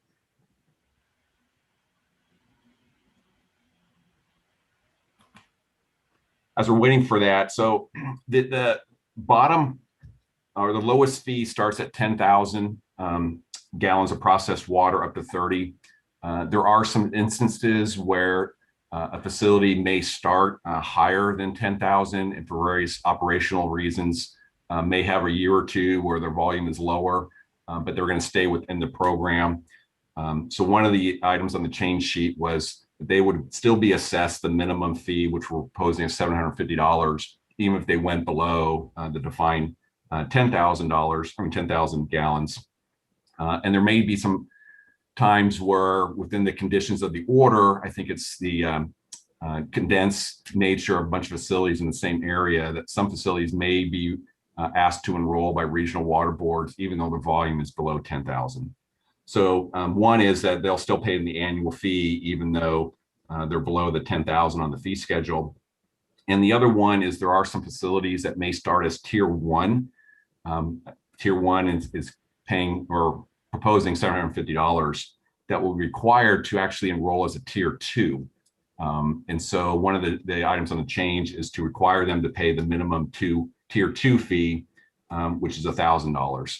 So it's just a way of making sure that if your enrollment tier is a little different than your volume as it defined in the fee schedule, that we'd still identify what actual fee that facility or operation is going to pay. Okay. And excuse me, Vice Chair, the PowerPoint that it's on currently, the computer has froze up. So I can't pull it up because I am on a different page. So we're seeing if we can pull somebody else and bring it up. So Okay. unless you I still, can bring it up right now. Give me 1 moment, please. okay. Okay, and then while that's happening, I just want to give my fellow board members another opportunity. Do you have any questions? Okay, so for me, I'm definitely interested in learning about opportunities for adjustments for sustainability and also for the local agency. And I know there are a number of stakeholders interested in that as well. And in particular, I know Region 3 is interested in the sustainability piece, and Chair Wolf over there. So could you talk a little bit about the time horizon on, looking at, opportunities to make adjustments? And of course, I know there's the number of stakeholder meetings that you have throughout the year. So maybe talk a little bit about that. Okay, I'm going to ask if Laura Wardrip can address some of the timeframes that program is looking for sustainability programs or the local agency oversight. As indicated, we will have our normal annual fee stakeholder meetings that if items come up throughout the year through the iterations of the budget, we could have those in what we call our general stakeholder meetings, but we can also just have specific winery meetings in future years as needed. Yeah, and thank you for the handoff, Glenn. Just really quick, with the local agency oversight, it's a multi-year process to work with Napa County, which is the county that would be pursuing that option potentially first. And the upfront work with the regional board, there's a cost to assisting the Napa County with enrolling the wineries, and there's an upfront workload for the regions as well as working with Napa County on implementation. As we move through the first few years, if that happens, that's when we would be looking at reductions or even increasing that reduction. With the sustainability programs, the upfront staff time to review those plans, because right now there are no sustainability plans that are designed for this order in particular, because the order was just adopted. And so there's a lot of work for State Board of the Regions to look at those sustainability programs and actually accept them to be a compliance mechanism for the order. So once those kind of come into play and the roles are assigned and the roles are kind of fleshed out with the regions or State Board, depending on the regional scale of the sustainability program, then we would be looking at in the next few years further reductions. But the reason the 10% isn't higher right now is because of the staff workload up front to work with industry and stakeholders on those. But that's kind of the staff perspective. Okay. And Melissa Gunter from the San Francisco Bay region is on if Melissa wanted to say anything. Melissa from Region 2, our San Francisco Bay Area. I don't have anything additional to add just yet, but I am open to any questions around the local agency oversight program as it plays out in the San Francisco Bay region, which does include Napa County. who we are actively developing an implementation plan currently with in order to better understand roles and responsibilities moving forward, and how does that workload look between the two agencies. So we are definitely in the works with that right now. All right, thank you, Ms. Gunther and Ms. Worthbert. Okay, so I see we've got the fee schedule here. Mr. Osterhage, you want to go through this? Yes. So yeah, a little visuals a little easier than verbal sometimes. So the very top box, which is under tier 1, as you notice, that the very bottom is greater than 10,000. So if you had a volume discharge of say 8,000 on this fee structure as originally proposed, you would not pay an annual fee. But we did realize there could be relatively, it's not going to happen very often, but there could be some situations where someone may be enrolled as a tier 1, but their volume is below 10,000. And so one of the additions was to have them be charged what we're calling here the tier 1 fee. That 10,000 was listed to mirror what's in the adopted winery order. And then under tier 2, where it begins at greater than 30,000, there could be some tier 1 volume facilities. For illustrative purposes, let's just say they're doing 20,000 gallons per year. But for certain situations within their operations, they're required to enroll as a tier 2. The additional language would have them be assessed the lower of the tier 2, which is $1,000. So that's what the change sheets were for. For those two, should be fairly minor, but they could happen just to make sure people are paying or know what fee they're going to be assessed.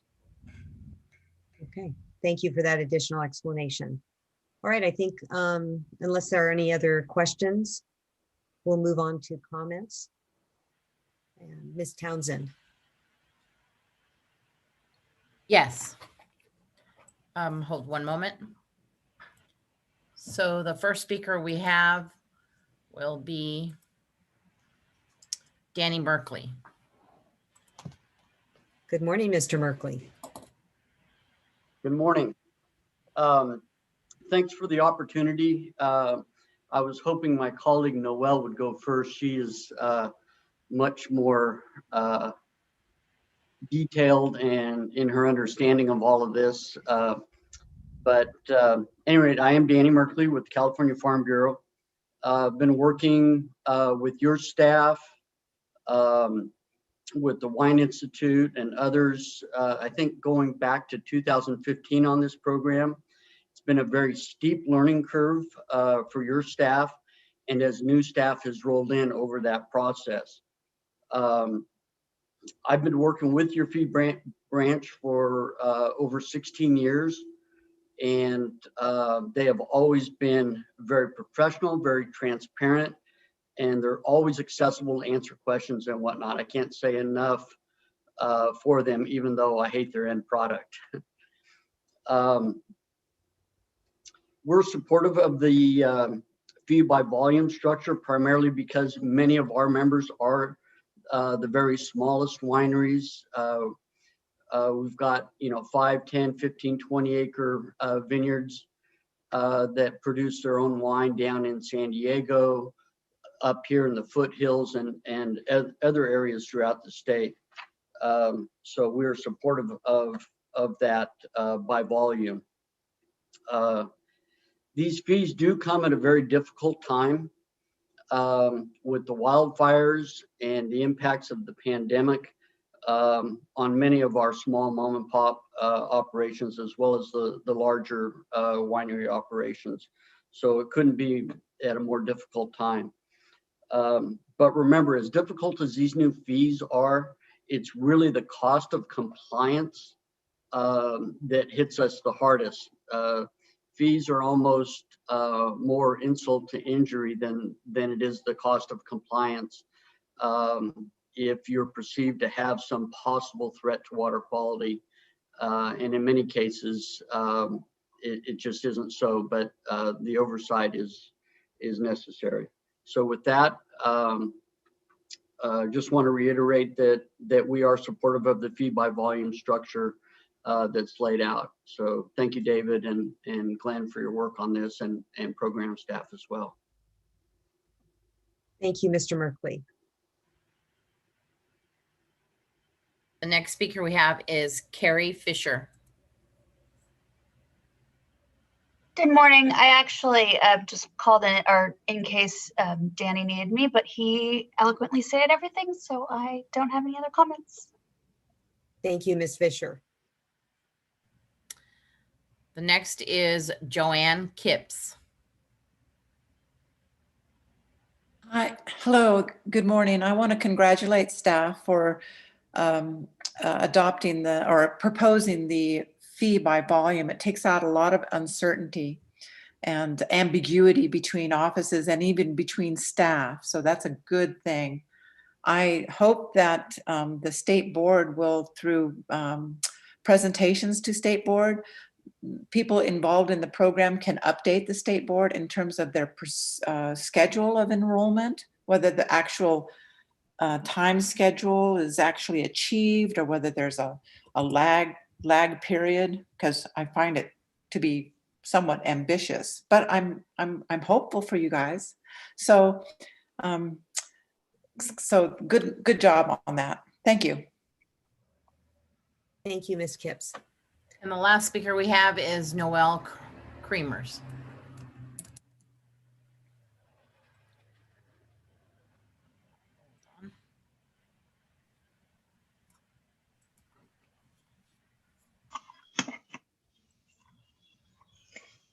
Good morning, Madam Vice Chair and members of the board. I'm Noelle Kramers with Wine Institute, and I want to start by expressing my appreciation to staff for making themselves available to talk through the specifics of the proposed fees that are for wineries subject to the Winery General Order. Wine Institute believes the proposed fee framework is fair. However, there are a few changes that we would like to request, as staff discussed earlier in their presentation. First is in reference to fees for wineries in the local agency oversight program. So wineries in Napa County have been operating under Napa County's winery program for a number of years and are used to working with the county. And we're hopeful that the negotiations between the regional board and the county will come to fruition, and there will be a local agency oversight program in Napa County for those wineries. However, those wineries don't want to have to pay a fee both to the county and then also to the state board if the county is doing all the work. We understand that there's a need to pay the upfront costs of the negotiations and the initial staff timeframe, but we would like to see moving forward that wineries pay just to the county, not also to the state board. And I really appreciate staff's mention that they will revisit this issue, but we'd like to really impress upon the board the need to come back soon and relook at fees. I mean, we would be hopeful that a winery would only pay to Napa County, but we understand that maybe if they got an 80% reduction of the fees, that would be more appropriate. And then second, we believe that there should be a larger savings for wineries that are certified sustainable by approved sustainability certification program. I want to point out that the California Sustainable Wine Growing Alliance is actually in the process of piloting a winery water tool that will help wineries analyze their water use and opportunities for better managing that and reducing risk to the environment through their practices. And that program and other programs like it would take weight off of regional and state board staff, because the wineries are more understanding of their impacts on water quality. And so we think that it is appropriate to have a fee reduction. So we appreciate the offer of that reduced fee, but we think that it should be set more at like a 25% reduction. And then lastly, we think it's really, really important to keep the costs low and ensure an efficiently run program. In our quick analysis of WDR fees since 2005, we did not find an instance of fees reducing. They've been on a regular trajectory of increases over time. And so our concern is if you don't make the reductions and don't keep them low, that we know they're going to increase over time, and at some point they could become untenable. So I just want to, though, reiterate our appreciation for staff working with us as fees were developed, and particularly addressing our concerns that we raised when the winery order was adopted about the tier structure by separating the fees within tiers. That really does help, and we appreciate that. And I'm happy to answer any questions if board members have them, but thank you. Thank you, Ms. Kremers, and thank you for your leadership on this issue, both today and also in the development of the winery order. Any questions? Okay. Well, I would just like to take this as an opportunity to say that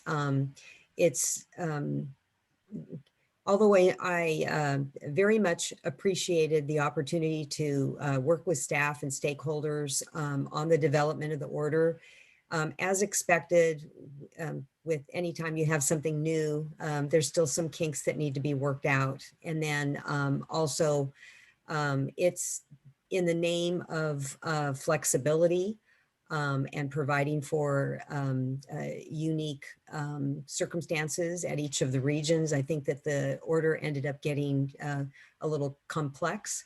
And so just want to flag that to both staff and my colleagues here on the board, that this is an issue that I'm going to continue to be looking at, both in terms of cost of compliance and fees, and look forward to these ongoing discussions as ways to address both fees and cost of compliance, whether it's through the local agency, the sustainability program, or just an opportunity to hear back from our staff on a report back on how the order is being implemented.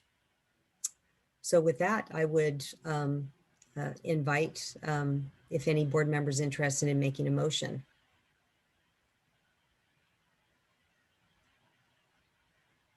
Yeah, I'll just say that I really appreciate all the work that's been done here to think through the development of the fee schedule. I share a lot of the same concerns of Vice Chair Diadamo, just in terms of I think the challenges that lie ahead for a lot of these wineries, and just getting through the process, enrolling, getting up to speed, meeting the requirements are going to be a big lift for a lot of these folks. And so I'll be interested in tracking this as it goes along as well. And I've been thinking about the comments about the way the fee structure is set up makes sense. The reductions for the local agency oversight and the sustainability program, I think are appropriate for now, for starting. But I really do want to emphasize that it's important to come back. It really is. I mean, there's so many unknowns right now in terms of how many wineries will enroll, their level of participation. They're going to true up their data so they'll have a better sense of their tiers even and where they fall. So there's just a lot of unknown right now. And ultimately, I'm really interested in how do we incentivize participation in these types of programs. So like the sustainability program. So, when Danny Merkley, for example, and other stakeholders talk about the overall cost of compliance, a lot of these wineries, they have vineyards as well. They're in irrigated lands programs. There's some other permits, maybe stormwater and other things that we aren't even really focusing on right now.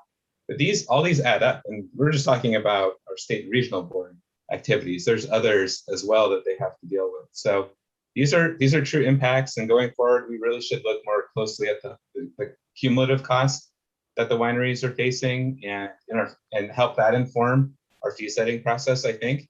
And then factoring in how these types of sustainability programs can really help provide measurable benefits and some relief to these folks. I get that we have to cover our costs. I think today this is a fine starting point, but really do look forward to the ongoing conversation here. So thank you again for all your work. And with that, I'm comfortable making a motion for adoption today. And that includes the change sheet. Yes, thank you, including the change sheet. All right. I'll second. Okay. Oh, welcome back, Chair Esquivel. We're just getting ready. I was going to ask Ms. Townsend to call the roll on item number 5. Okay. Board Member McGuire. Aye. Board Member Firestone. Aye. Board Member Morgan. Aye. Vice Chair Diadamo. Aye. Chair Esquivel. Aye. Okay, Thank you. thanks for that. And with that, the motion carries. Thank you all. Thanks to all the stakeholders and Mr. Ciccarelli and Mr. Osterhage. Thank you. Okay. Thank you, everyone. And thank you, was Vice Chair. I was actually, Chair Esquivel, thinking about just inquiring on the next item, how long it's going to take, and maybe thinking about a break, but I will turn that over to you. I think that's wise. I think we should go ahead and give ourselves a quick break here. We're almost nearly at 11. And then we can probably look to have lunch certainly after that next item. And then I think sets us up well for item number 7. So thank you. And thank you for virtually handing the gavel back here and virtually taking it to begin with. I really appreciate it. And so we are then going to go ahead and let's take a say 15-minute break so we can go ahead and come back here at 11:10 and continue on with item number 6. And thank you everyone for the flexibility here. Thanks. See you soon.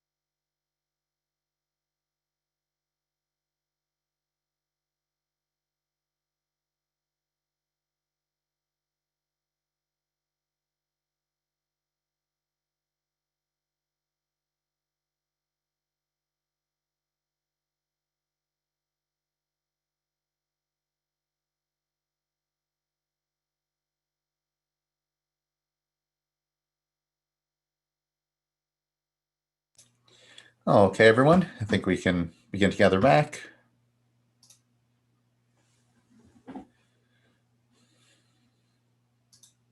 And we can move on to item number 6, which is consideration of adoption of proposed general waste discharge requirements for vegetation treatment activities conducted in conformance with the California Vegetation Treatment Program. Good morning, everyone. Glad to have you with us. Good morning, Chair Escobar and members of the board. I will just jump right into it. So can everybody hear me okay? We can. Okay, great. My name is Jeannie Mesha, and I am the supervisor of the Non-Point Source Pollution Unit in the Division of Water Quality. And I am joined here today by Chris Monnery, environmental scientist in the Non-Point Source Pollution Unit, Paul Han, environmental program manager in the Division of Water Quality, Phil Crater, assistant deputy director of the surface water branch in the Division of Water Quality, and Tim Regan, senior staff counsel in the Office of Counsel. So this agenda item today is to consider adoption of the proposed general waste discharge requirements for vegetation treatment activities conducted in conformance with the California Vegetation Treatment Program. And I'll be referring to this as the proposed vegetation treatment general order, or the proposed order, or proposed general order throughout the presentation. Next slide. Thank you. In this presentation today, I will explain the goals of the proposed vegetation treatment general order, how the proposed order aligns with the Board of Forestry and Forest Fire Protection's California Vegetation Treatment Program. I'll talk about the conditions of the proposed order and how project proponents would enroll in the proposed order. And then I'll also talk about the public comments that we received during the public comment period on the draft order. And before I go any further, I'd like to recognize here that development of this order has been a team effort, and I'd like to thank the other members of the team who are here with me today, but also others who helped, such as Adriana Renteria and her staff in the Office of Public Participation, Beth Payne and her staff in the Division of Water Quality, and then also staff from the Regional Water Board Forest Activities Program. Next slide, please. So the main goal of the proposed vegetation treatment general order is to support the increase in pace and scale of vegetation treatment that is being done across the state to reduce wildfire risk, while also protecting water quality. As we all know, the types of fire that we've seen in the last few years are themselves a threat to water quality. So we support the urgent need to reduce the fuel load across the state's landscape.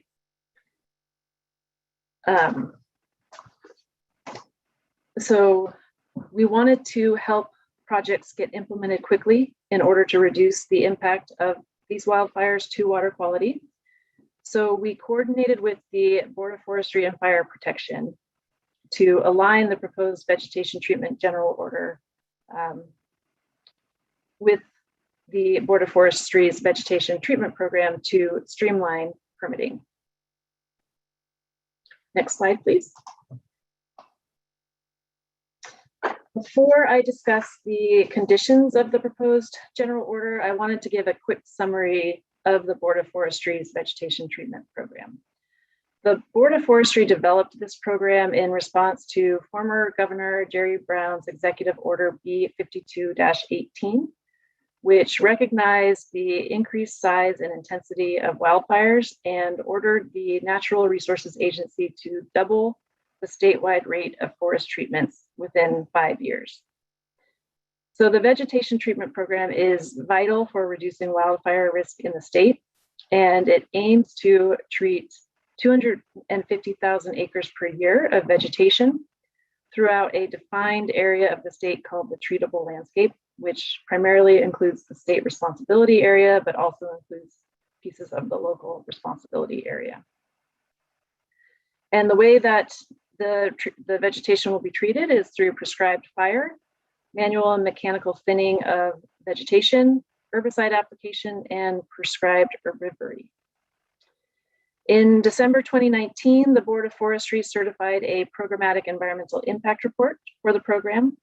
And this document analyzed a wide range of potential environmental impacts from vegetation treatment activities. It also presents standard project requirements and mitigation measures to reduce those impacts.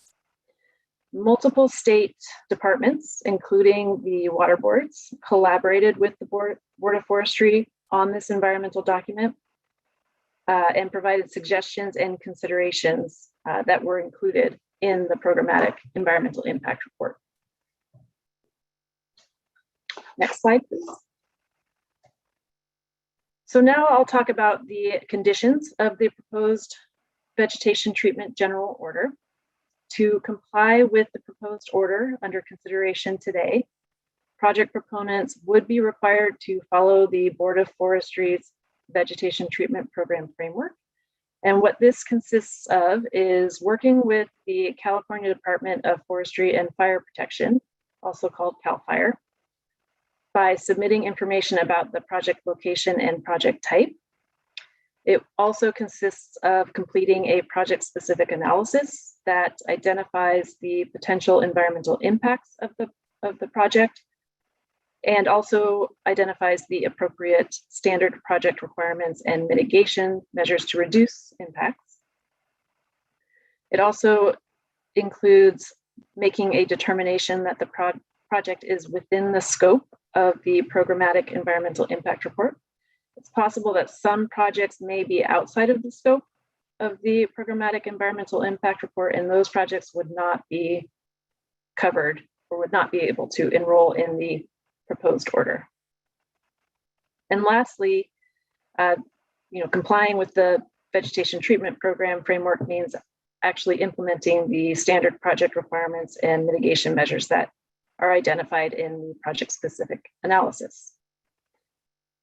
So in addition to following this framework, project proponents would also have to comply with regional water quality control board basin plan prohibitions and requirements. But these should be addressed if a project proponent implements the appropriate standard project requirements and mitigation measures that are identified in the programmatic environmental impact report. Lastly, the proposed general order would require project proponents to allow water boards access to the project site if the water boards become aware of a discharge of unauthorized waste to waters of the state. Next slide, please. Enrolling in the proposed vegetation treatment general order is designed to be simple and expedient. Automatic enrollment would be provided to any project proponent that works with CAL FIRE and follows the vegetation treatment program framework. And that process again, generally is for the project proponents to complete a project-specific analysis, submit that information to CAL FIRE, who would then provide the information to us so that we can verify that the project is within the scope of the programmatic environmental impact report. Once we confirm that the project is within the scope, then we would issue a notice of enrollment to the project proponent.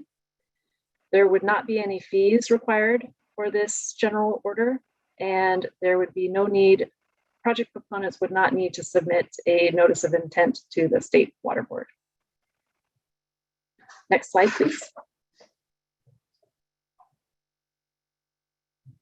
We released a draft of the vegetation treatment general order for public review from March 5th through April 20th of this year. And we also held a public workshop on March 30th of this year.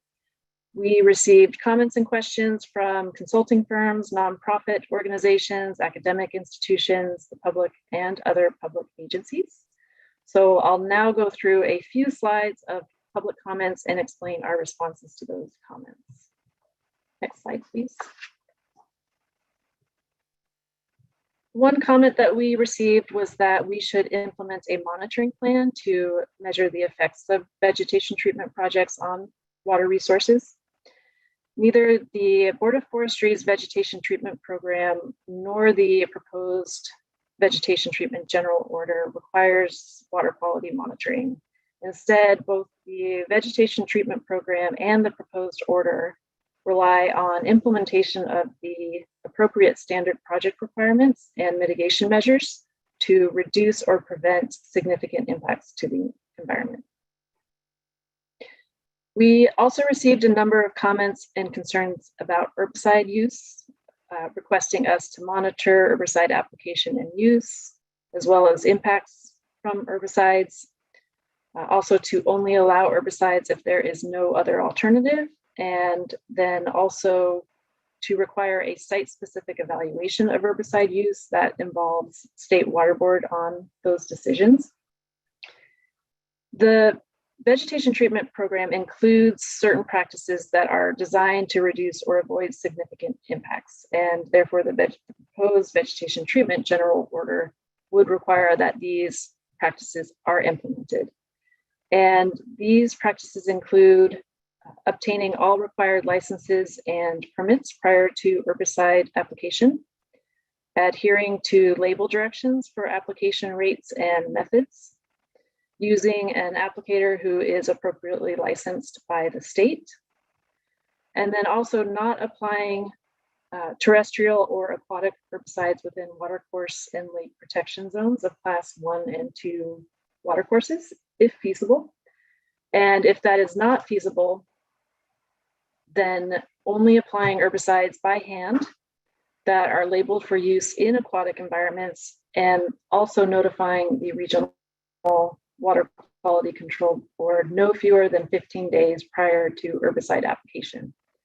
Also, the vegetation treatment program, and therefore the proposed vegetation treatment general order, would not allow herbicides to be applied within a 50-foot buffer of endangered plant species or within 50 of dry vernal pools. Next slide, please. We received comments that the State Water Board should take a more active role in overseeing vegetation treatment projects, including a more thorough review of the project-specific analysis. And our response to that is that the state and regional water boards collaborated with the Board of Forestry to ensure that water quality was protected through the standard project requirements and mitigation measures outlined in the vegetation treatment program programmatic environmental impact report. The State Water Board, under the proposed vegetation treatment general order, the State Water Board would verify that vegetation treatment projects are within the scope of the programmatic environmental impact report. And we would also retain the authority to inspect sites if there is concern about negative impacts to water quality. We also received comments about ensuring that roads are constructed and maintained to prevent sediment impacts. And the vegetation treatment program, the Board of Forestry's vegetation treatment program, does not include construction or maintenance of roads. Therefore, the proposed general order would not permit this type of activity. We also received several comments about allowing the use of long-term fire retardants as an approved vegetation treatment activity statewide. However, the Board of Forestry's vegetation treatment program environmental impact report did not analyze the potential environmental impacts of these materials. Therefore, the proposed vegetation treatment order would not permit the use of long-term fire retardants. Next slide, please. We also received some comments in support of the proposed general order, stating that the order would support consistency and efficiency needed to prevent future wildfires. And then lastly, we received comments to remove the requirement to obtain a construction general permit. And this was one change that we did make to the draft vegetation treatment general order in response to comments. We did remove the language in the order that had stated that enrollment in the construction general permit may be required. We took this out of the proposed order because it was causing confusion. We consulted with the Board of Forestry and learned that many of the vegetation treatment projects would not qualify as construction projects under the construction general permit. So instead, under the proposed general order, staff would review proposed projects on a case-by-case basis and inform project proponents if construction general permit coverage is required. Next slide, please. So for additional information, there are two websites shown here. The first one is a water board website for more information on the proposed order. And the second one is a website for more information about the Board of Forestry's California Vegetation Treatment Program. And that concludes my presentation.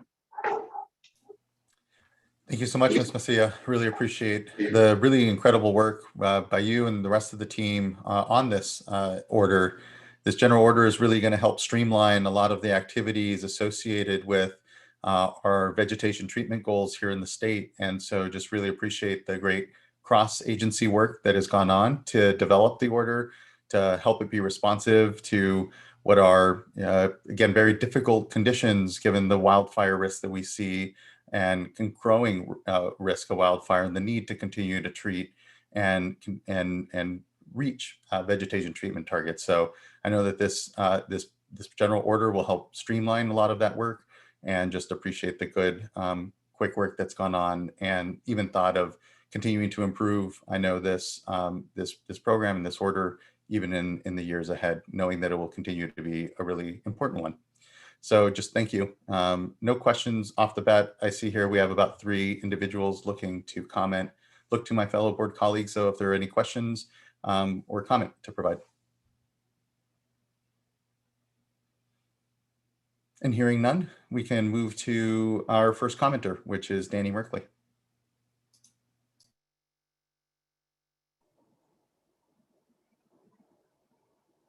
Actually, I do not need to comment. So thank you. Thank you as well, Mr. Merkley. And then perhaps Carrie Fisher is who we have next. And Ms. Fisher, do you need to comment? No, I do not. Thank you very much. Okay, thank you. And then that leaves us with Wes Bolson.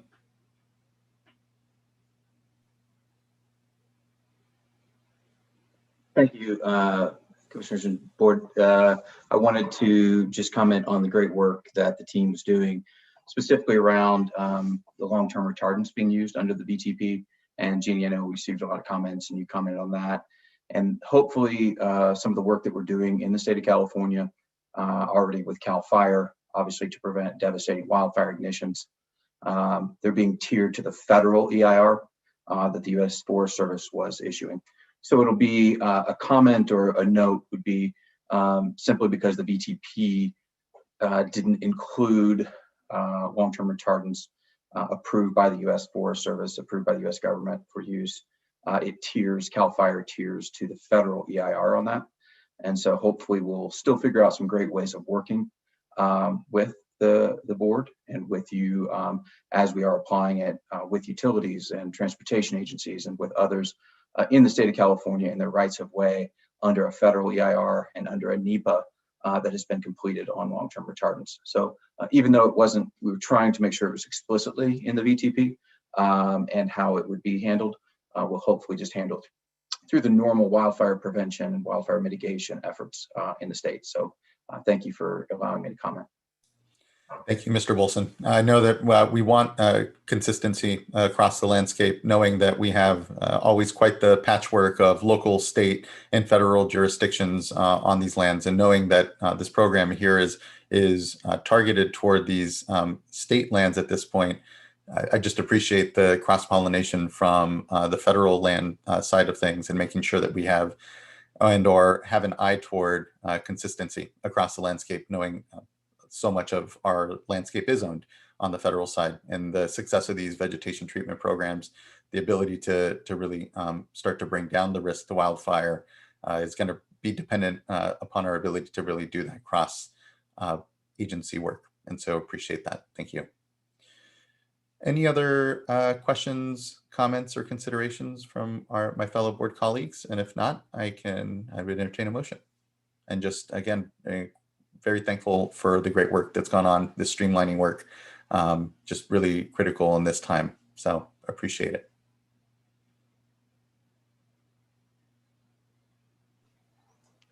I'll make a motion for adoption.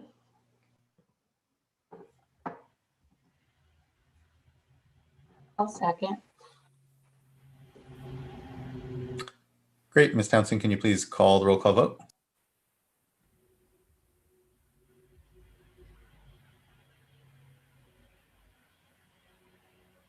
And Ms. Townsend, you're muted. Apologies. Oh, sorry. Board Member Firestone. Aye. Board Member Morgan. Aye. Board Member McGuire. Aye. Vice Chair Diadamo. Aye. And Chair Escobar. Aye. Thank you. Thank you as well. The item is adopted and the vegetation order is adopted. Yeah, thank you. The vote was completed. Appreciate it, everyone. Okay, thank you. Now then we can move on to our next item.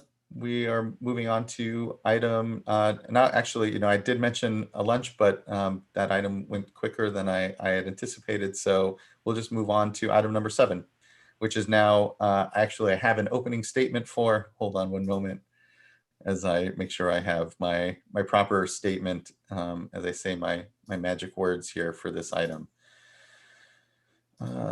One moment.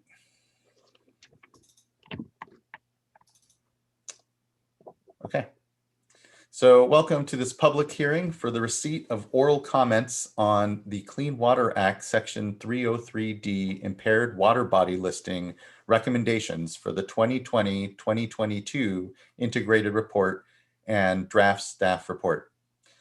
This hearing is being held in accordance with the public notice dated May 20th, 2021. The deadline for submittal of written comments on the draft documents is Friday, July 16th by 12 noon. The State Water Board will not take formal action today. We will consider adopting the 303D impaired water body listing recommendations and staff report in a subsequent board meeting in January of 2022 after considering the comments that we receive. Your comments are being recorded and staff will prepare and circulate a written response to both the oral comments that we received today and the written comments that we receive on or before July 16th. We will have a staff presentation by Ana Maria Sanchez, followed by public comments. And Ms. Saenz will also proceed with the staff presentation. So Ms. Saenz? Hello, and apologies for first butchering your last name. That's quite all right. You got it right the second time. I appreciate it. Thank you. Of course. Good to see you. Good to see you as well. And good morning, Chair Escobar, members of the board. My name, as stated, is Ana Maria Saenz, and I am the Senior Environmental Scientist for the newly established Surface Water Quality Assessment Policy and Process Unit in the Division of Water Quality. My unit is one of 2 that is charged with the development of the 303D list.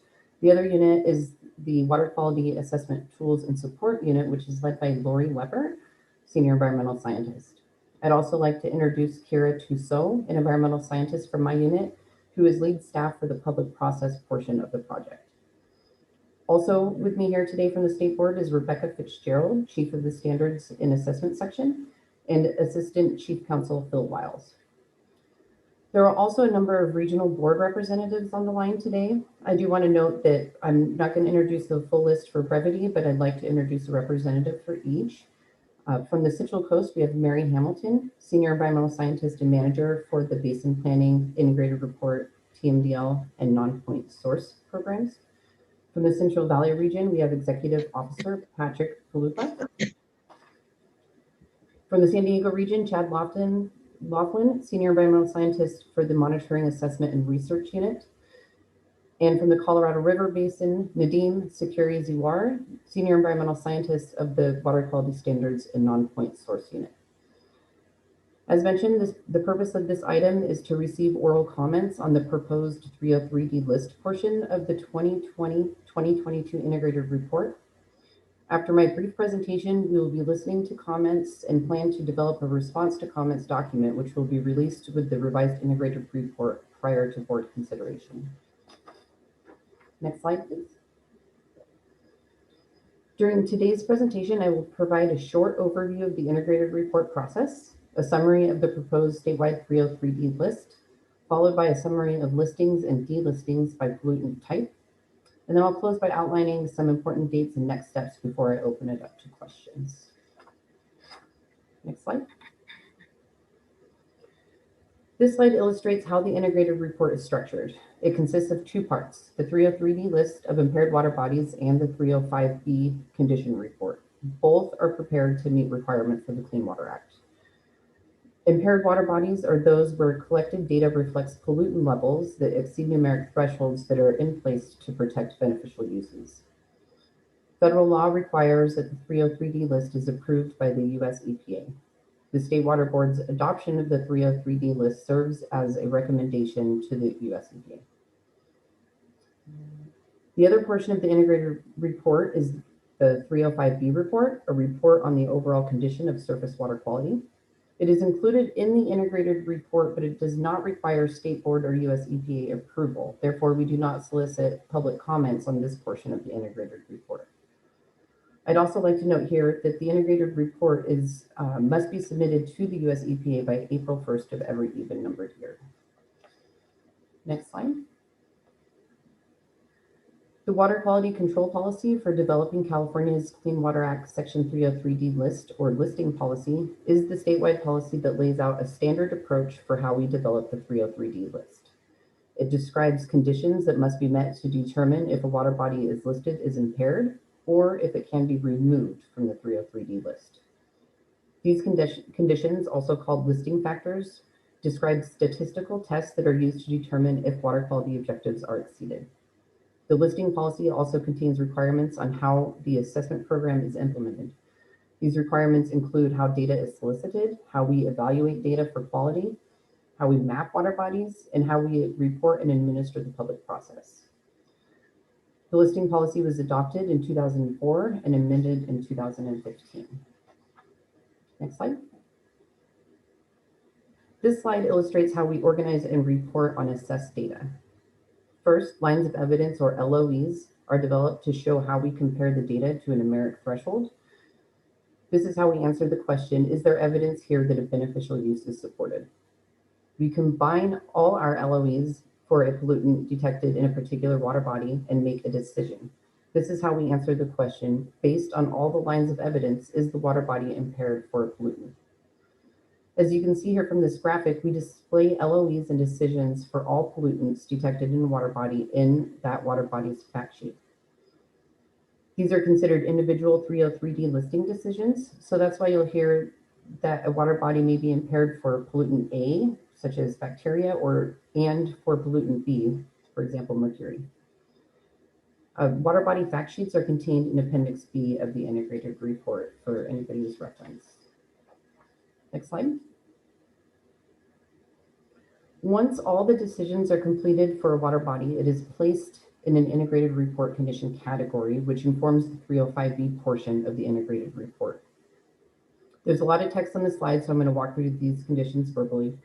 Water bodies are placed in category 1 are those that we can determine that at least one beneficial use is supported and there isn't evidence to indicate that any other use is impaired. When water bodies are placed in categories 2 or 3, there is not enough information to determine if a beneficial use is supported. Category 3 water bodies, there may be evidence that a beneficial use is threatened, so we place these water bodies on a watch list. Water bodies are placed in categories 4 or 5 when assessment of data determines that numeric thresholds are exceeded and a water body is impaired.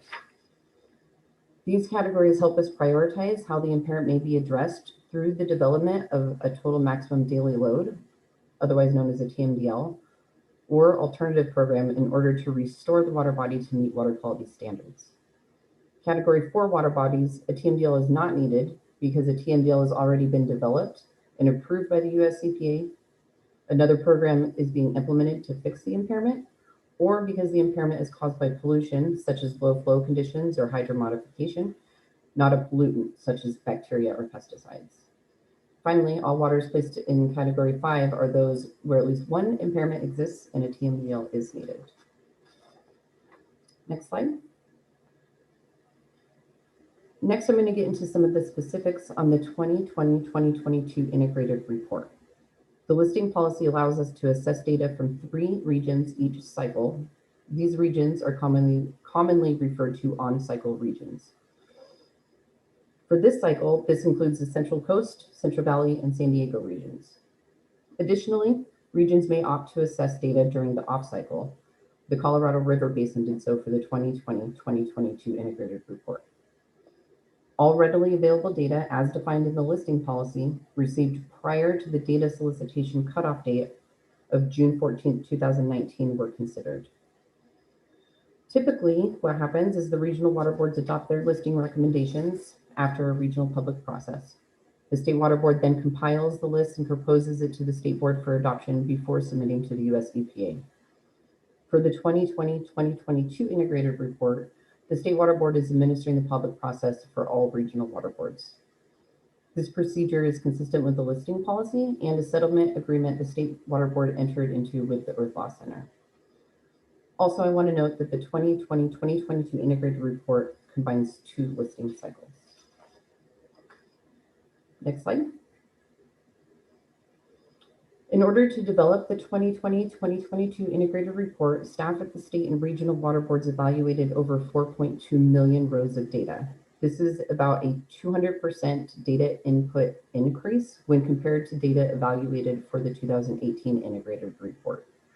I want to note that this percentage does not include data for continuous temperature measurements, which consist of almost 4 million rows of data. Evaluation of data resulted, back to the previous slide, please.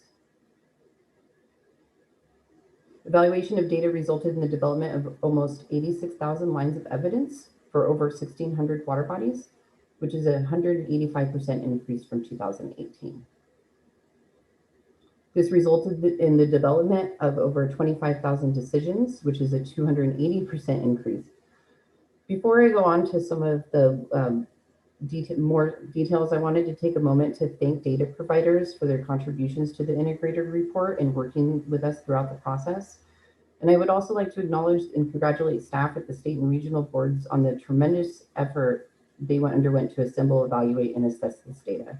Myself and my staff have been assisting for a few short months in comparison to the almost 2 years others have been working on this.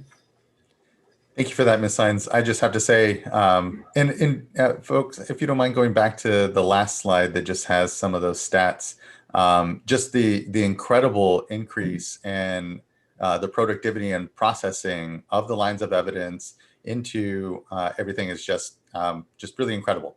I often talk about the need for us to become a 21st century regulatory agency, and it's really off of these projects, these data streamlining and systems projects that allow us to do more, preserve precious human staff time for the sort of critical thinking that can be applied, and allow systems to simply better manage things.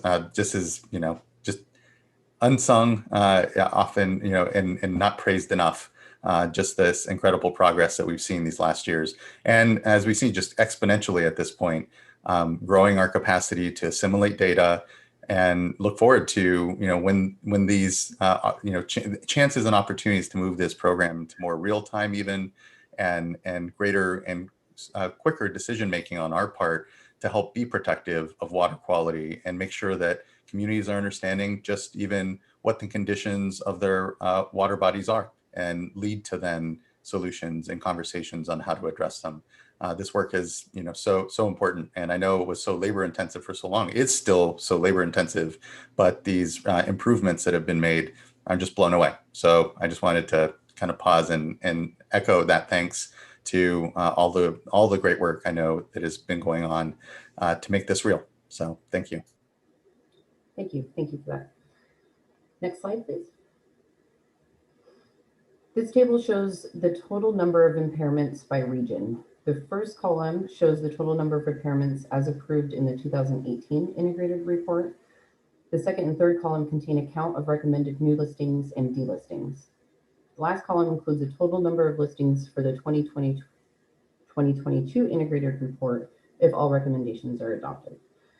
The rows contrasted with gray highlight the regions that conducted assessments this cycle.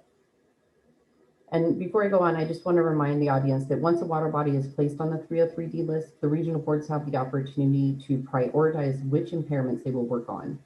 And then if you want more information about regional board priorities, then I suggest that you refer to the regional specific sections of the staff report for more information on that. Next slide. This slide breaks down listing recommendations by pollutant type. As you can see, the majority of listing recommendations are for metals and pesticides, followed by nutrients. We can infer that one of the main reasons why we are seeing an increase in listings, as shown here, is there was an increase in data available for this cycle across all on-cycle regions. The data used for these assessments was from a span of 9 years. Also, data was submitted under the Central Valley's Irrigated Lands Program, which likely influenced the nutrient and pesticide decisions. And then finally, new listings and delistings in the San Diego region can be attributed to additional sampling efforts across their region, inclusion of water bodies that were not sampled before, and assessment of some new pollutants. Next slide.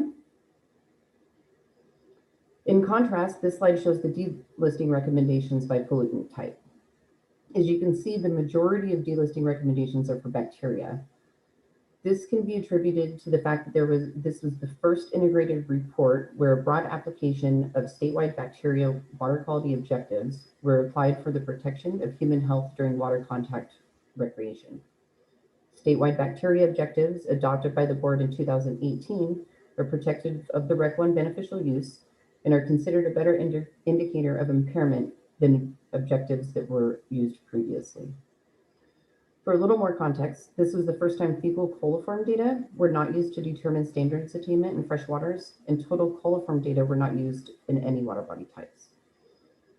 Only E. coli data in freshwater and enterococci data in marine estuarine and inland saline waters were used for assessment in the assessment process. This resulted in a significant number of delistings for previously listed bodies. However, it should be attributed that some delistings may be a result of improved water quality conditions in water bodies as a result of management actions implemented to address bacteria sources. Next slide.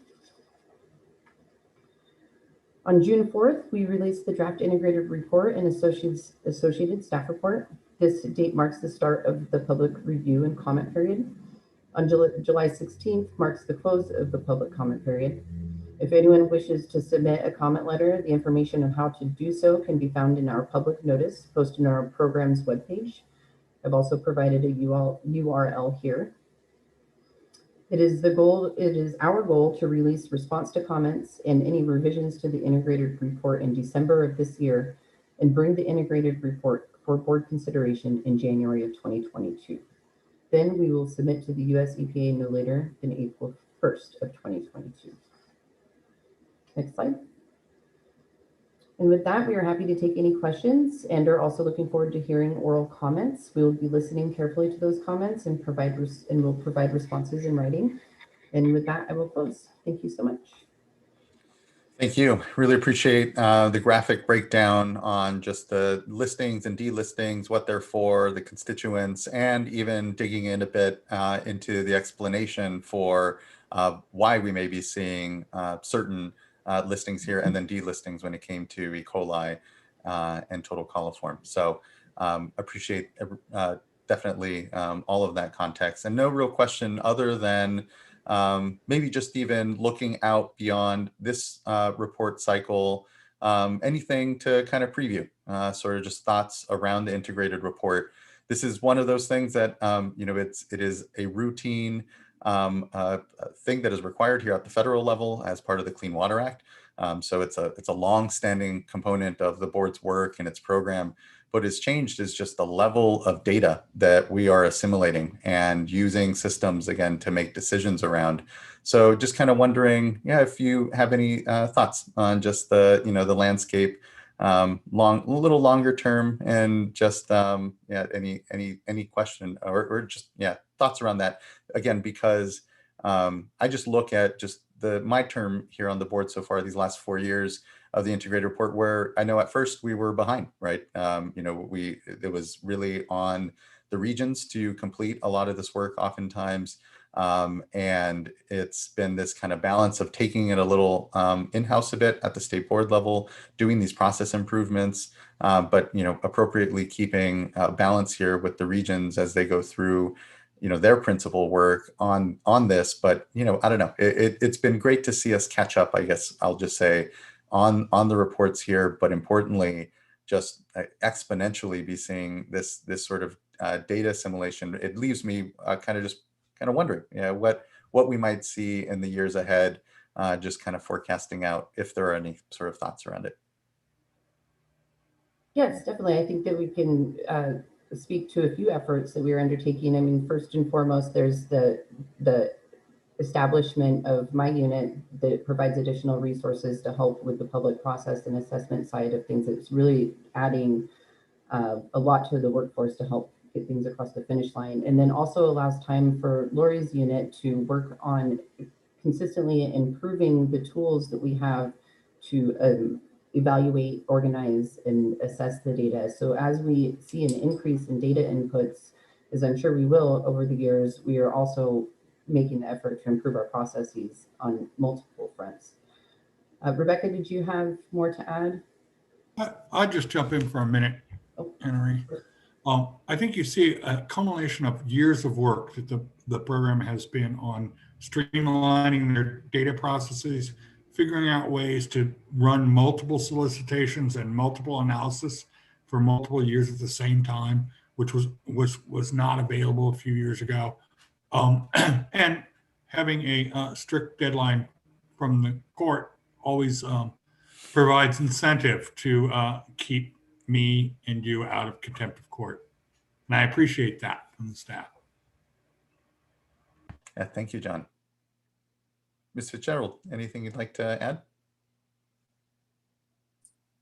No, I think I'll leave it with what Anna Maria and John shared.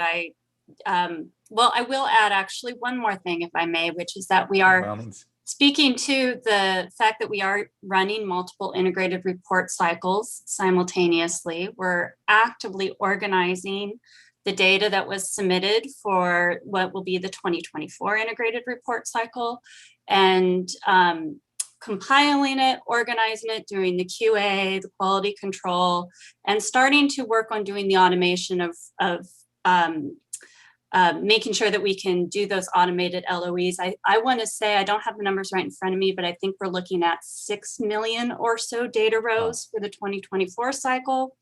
And then we will likely be initiating what will be the 2026 cycle and putting out data solicitation next year. So just sort of speaking to the fact that this is an ongoing process, and that we do get more and more data as there are such great monitoring efforts that are happening across the state.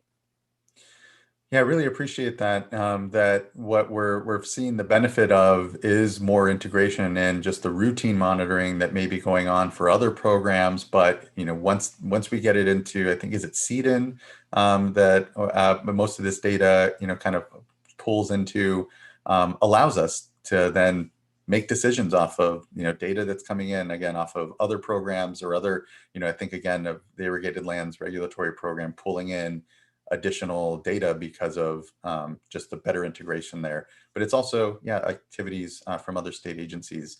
That's this greater integration, particularly around our ability to make assessments on water quality impairments in our water bodies, is just incredible. I think I reflect often recently that we're at 50 years of the Clean Water Act next year. It's 50 years of these programs showing benefit, demonstrating an ability to improve our water quality in our watersheds.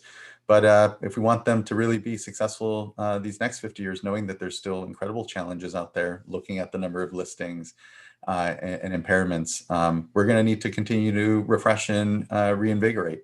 things like the integrated report, which, again, are benefiting here from what is the care, time, and attention of you all. So just thank you. And importantly, our partners, data gatherers out there across the state who feed into this really critical work, fundamental ultimately to the board and its proceedings. So just can't thank you enough, and just appreciate the response to the general question here.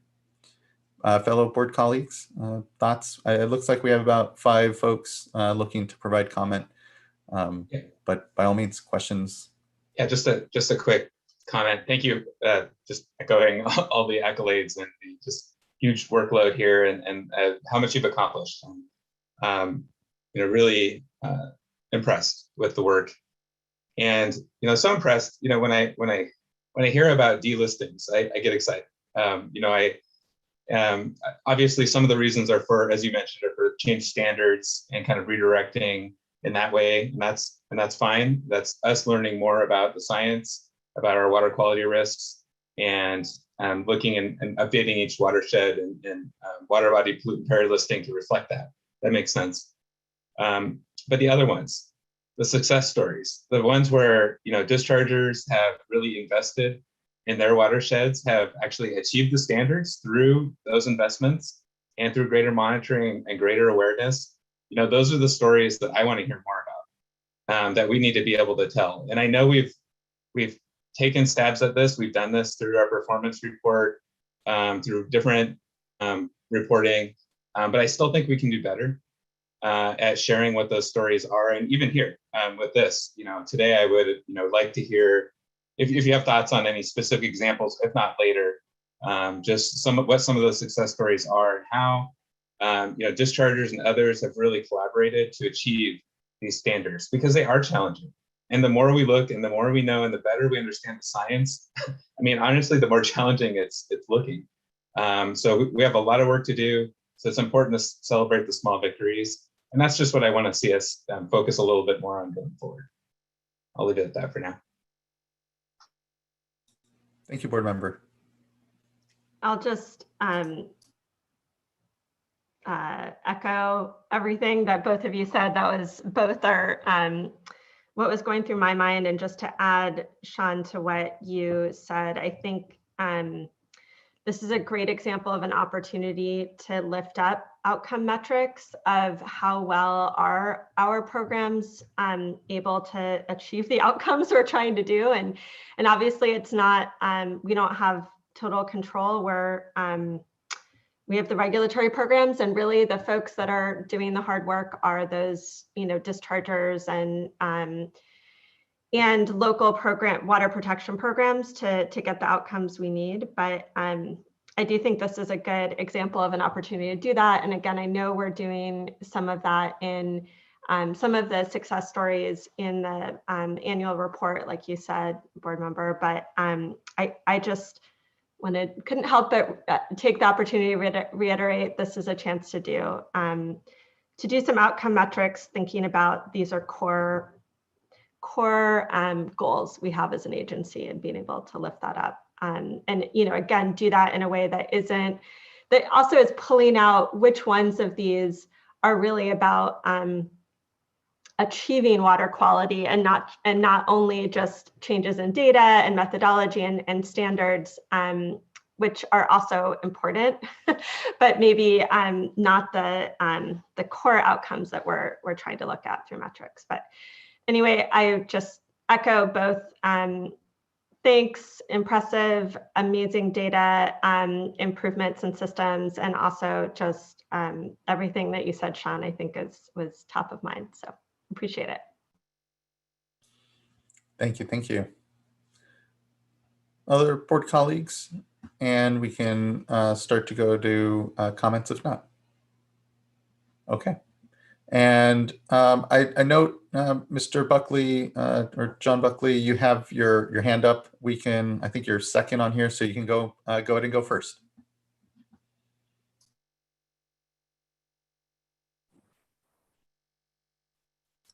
Yeah, was waiting to be unmuted. Thank you.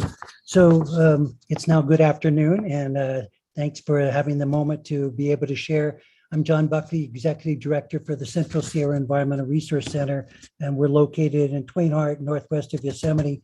The 2020-2022 integrated report that was just explained in detail to you totals over 5,000 303D listings, with, I note, roughly 1,000 more new listings than new delistings, which just underscores the scale of the challenge the Water Board is facing as it attempts to not just identify, but then to correct the impaired waters.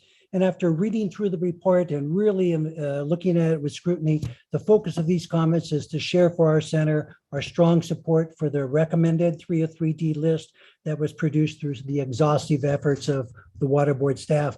Because our center's biologists over the years have painstakingly complied with data quality objectives, acceptability criteria, and the requirements of the QAP, the Quality Assurance Project Plan, we know the rigorous protocols that are the basis for managing the water data that you're now looking at. We look at this integrated report as not just as a demanding lengthy list with water bodies in the state that could have some work, but we really see this report as something that the board has reflected on, data-driven identification of where water quality truly needs to be improved. And just a real quick example, 2 weeks ago in a local recreational lake that is very popular in our area, the lake was closed until corrective action could be taken for an upstream clogged sewer line spill and until subsequent sampling showed the water was safe again for family recreation. But ironically, that stream and lake are already on the 303D list, not because of a rare clogged sewer line or a pulse of pollution, but because there are often contaminants that more frequently feed into the stream and put it at risk. So as noted earlier, in a different part of this meeting, this summer season is off to an exceptionally dry start, and many forest streams are at very low flow. Some have already dried up. I've been out there seeing it. And over years of reviewing water quality monitoring results, our center staff has seen very clearly that dilutions from high flows in wet years often does reduce pollution.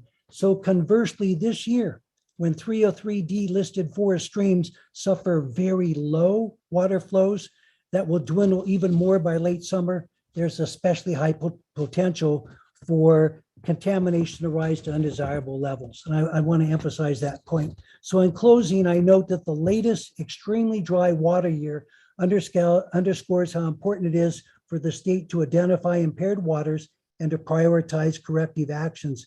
But perhaps most telling, despite the low flows occurring in forest streams, it's certainly there's going to be an exceptionally high level of visitation to those same streams for recreation and for relief from soaring summer temperatures like this coming weekend. So impairment of their REC 1 beneficial uses will pose even more public health concern than normal due to the tremendous amount of visitation at these streams. So our center supports the integrated report, applauds the staff efforts that went into it, and appreciate the needs that it identifies. It does leave a lot for all of us to see as challenges that need to be corrected in the future. Thank you so much. Thank you, Mr. Buckley. Really appreciate your cogent comments and contribution to today's discussion. And yes, points well taken around the connection between quantity and quality. And glad that the board was established with both considerations in mind, because we're certainly seeing that drought continues to really challenge us on the water quality side, thinking of groundwater here, contaminants as well, which are also exacerbated and concentrated as supplies dwindle. So just thank you. Really appreciate your good comment and support. Next, we have Tess Dunham.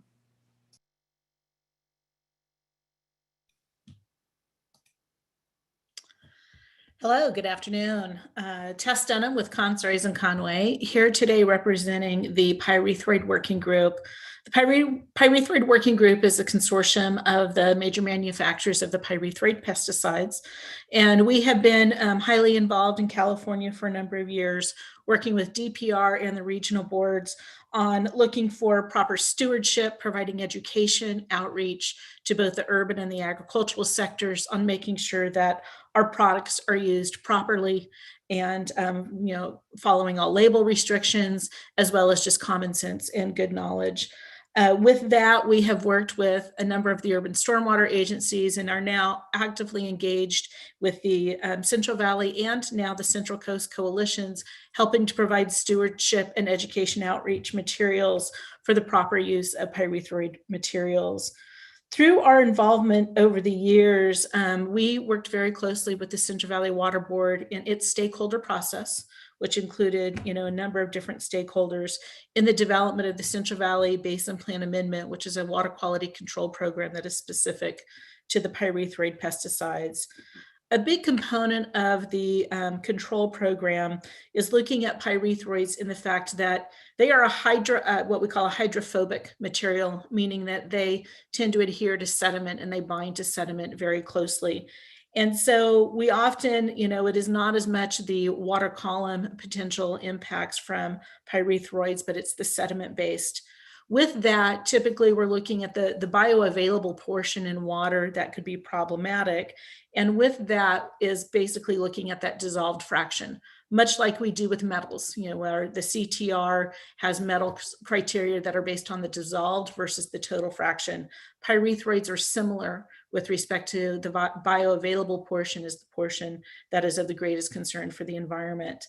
So with that, the three regions, two of the regions had the same approach, and one region had a little bit of a different approach with respect to how they looked at their pyrethroid data and comparing it to determine, the appropriate criteria as part of its lines of evidence.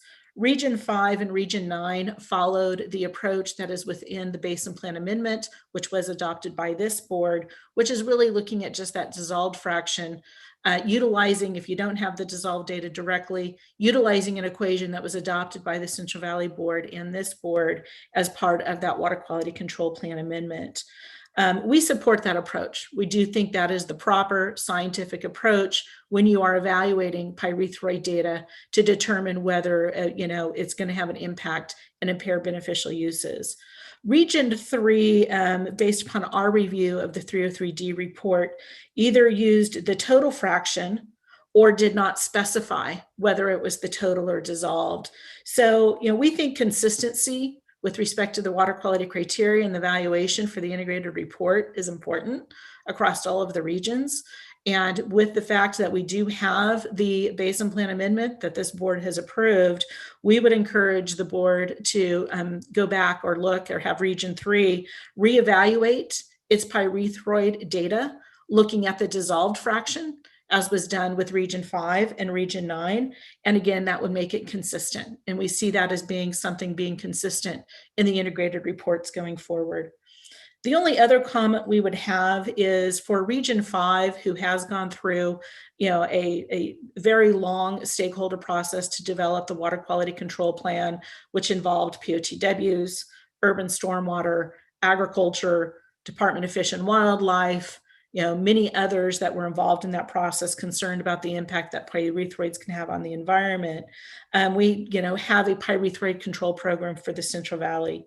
With that, we, think it's more appropriate that instead of saying a TMDL is required for these new listings, that they be categorized as a 4B, meaning that the TMDL is not necessarily required because there's an existing program that already takes into account the need to implement activities, implementation plans, best management plans, a number of different activities. Monitoring is happening under that water quality control program. Rather than triggering the need for a TMDL, we already have a water quality control plan that applies throughout the whole of the Sacramento San Joaquin River Basin.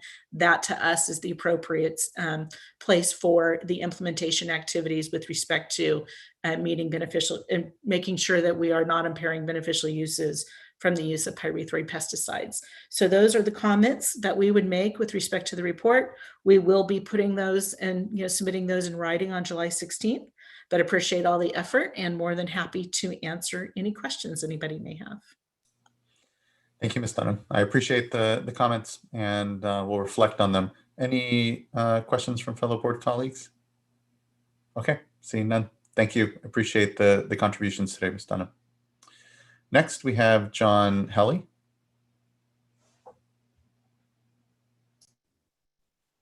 Thank you. How do you hear me? Hear you well. Good afternoon. Good afternoon. Thank you. Mr. Chair and other board members, I'm speaking as a private citizen, and I will start as follows. Bataquitos Lagoon is a tidal coastal estuary in South Carlsbad, California, bordering on the city of Encinitas on the north. It is designated by the California Resources Agency as an ecological reserve. It communicates with the Pacific Ocean via a hardened inlet that is maintained open perennially.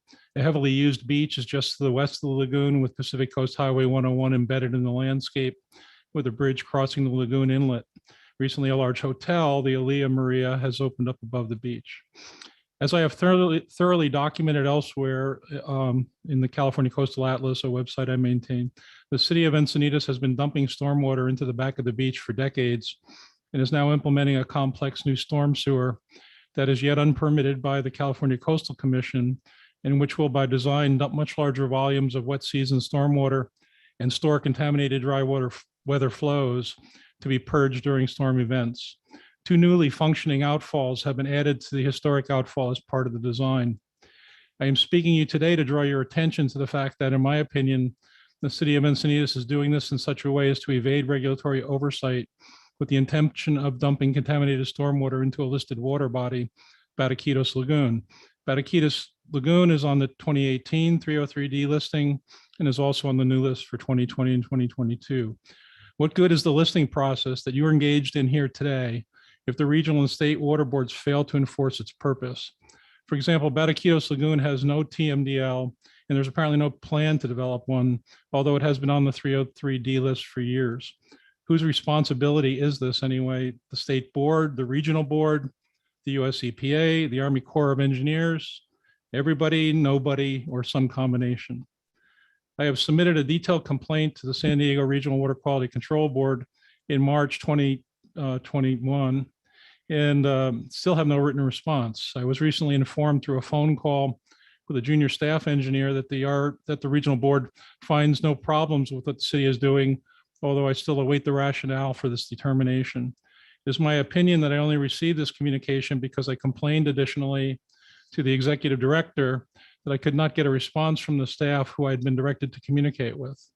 So now I turn to the state board with the hope of more appropriate and effective oversight of this issue, and to additionally review the behavior and likely consequence of that behavior by the city of Encinitas. This municipality is threatening a unique coastal resource, which is already impaired with further unregulated pollution that may very well threaten human health and do long-term damage to an invaluable coastal resource. Finally, along with the Bataquitos Foundation, we are planning a new environmental monitoring program to baseline the condition of the lagoon before the new stormwater is dumped. We would like to work with the state board to contribute these new data to the regulatory process, and we'll seek the appropriate paths to do this. Respectfully, John J. Helly. Thank you. Thank you, Mr. Helly. I appreciate your advocacy, and please do engage with our folks on how to best get that data as part of our consideration. Always open to and looking for additional data on all of these decisions. So thank you, and appreciate the flag.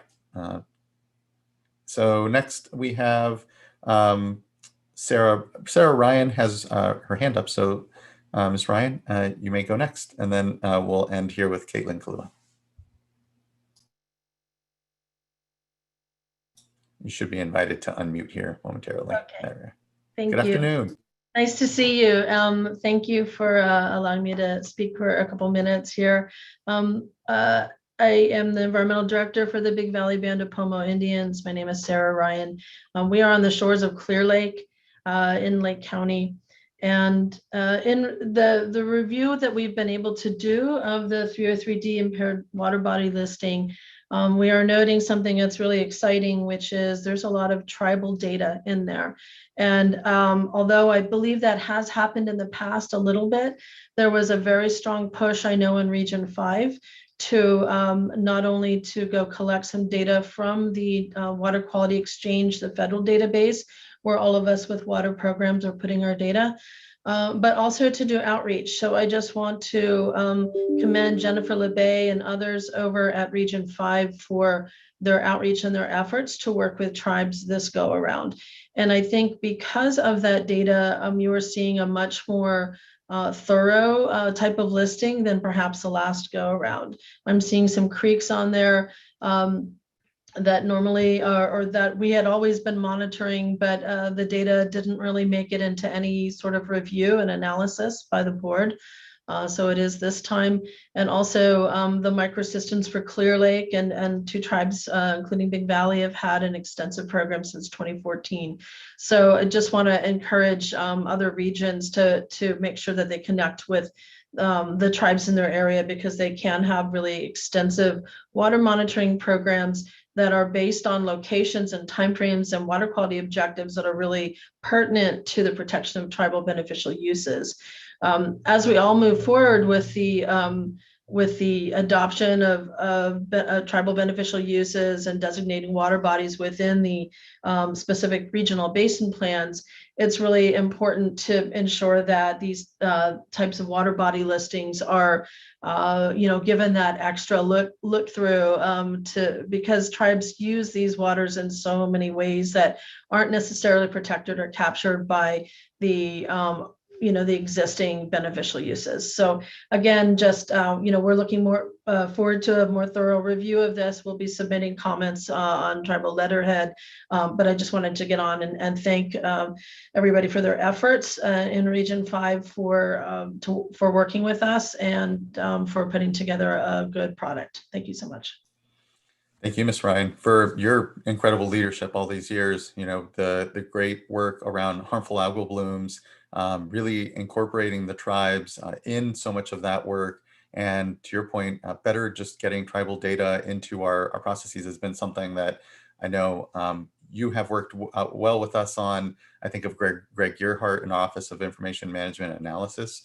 And now that you really put a finer point on it, would like to explore and hear. Let's have a conversation with Adriana Renteria, our tribal liaison, to think of how we do continue to gather tribal data into this program. I know recently we had our listening sessions when it comes to drinking water and drinking water challenges, and that too, a data exercise amongst us all. So just thank you for your long-time leadership in this space. And again, particularly around even our harmful algal bloom work, which the tribes have been so much at the forefront of. So thank you. And next, then we have Caitlin Kalua.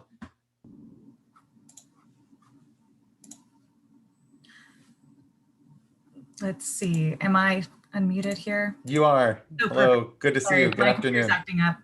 Oh, it's okay. No worry in the least. Good to see you. Great to see you too.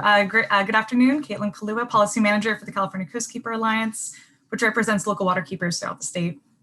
As was already described, the integrated report and 303D list is a valuable tool to ensure impaired waters are identified and impairments are ultimately addressed, although the value of this report and list is only as good as the data used to inform it. California waterkeepers appreciate the inclusion of citizen monitoring data in the ambient water quality monitoring program that resulted in listing and delisting of specific water body segments in this draft report. However, we do remain concerned that there continues to be reliance on too old and at times too little of data. While the public can play an important role in providing data, there are existing barriers to the data submission process that discourages full public participation. This includes lack of notice when the data is excluded or disqualified. For example, an organization uploading data to DCEDN may think the data was successfully submitted, but learns years later that the data was disqualified for flaws that could have been identified at the time it was uploaded. The water boards we also encourage the water boards to prioritize and direct resources to update the publicly available data and maps informed by the integrated reports. For example, there are current data gaps, specifically in Region 9, that should be corrected in specific water bodies that are, quite frankly, in the wrong location. This will be in our written comment.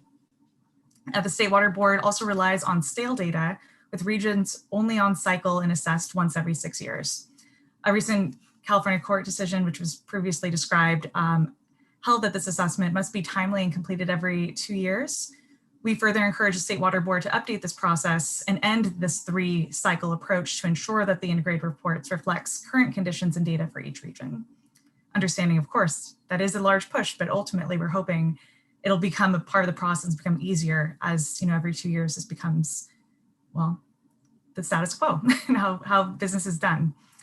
Finally, we urge the inclusion of hydromodification and flow impairments as an important tool to identify and address rivers that are impaired by poorly timed or entirely too low flow. California can and should join other arid Western states in including hydromodification listings to protect flow impaired waterways. In California, hydrologically impaired waterways should be, but currently are not, listed under Category 4C, which is reserved for waterways that are impaired due to pollution not caused by a pollutant.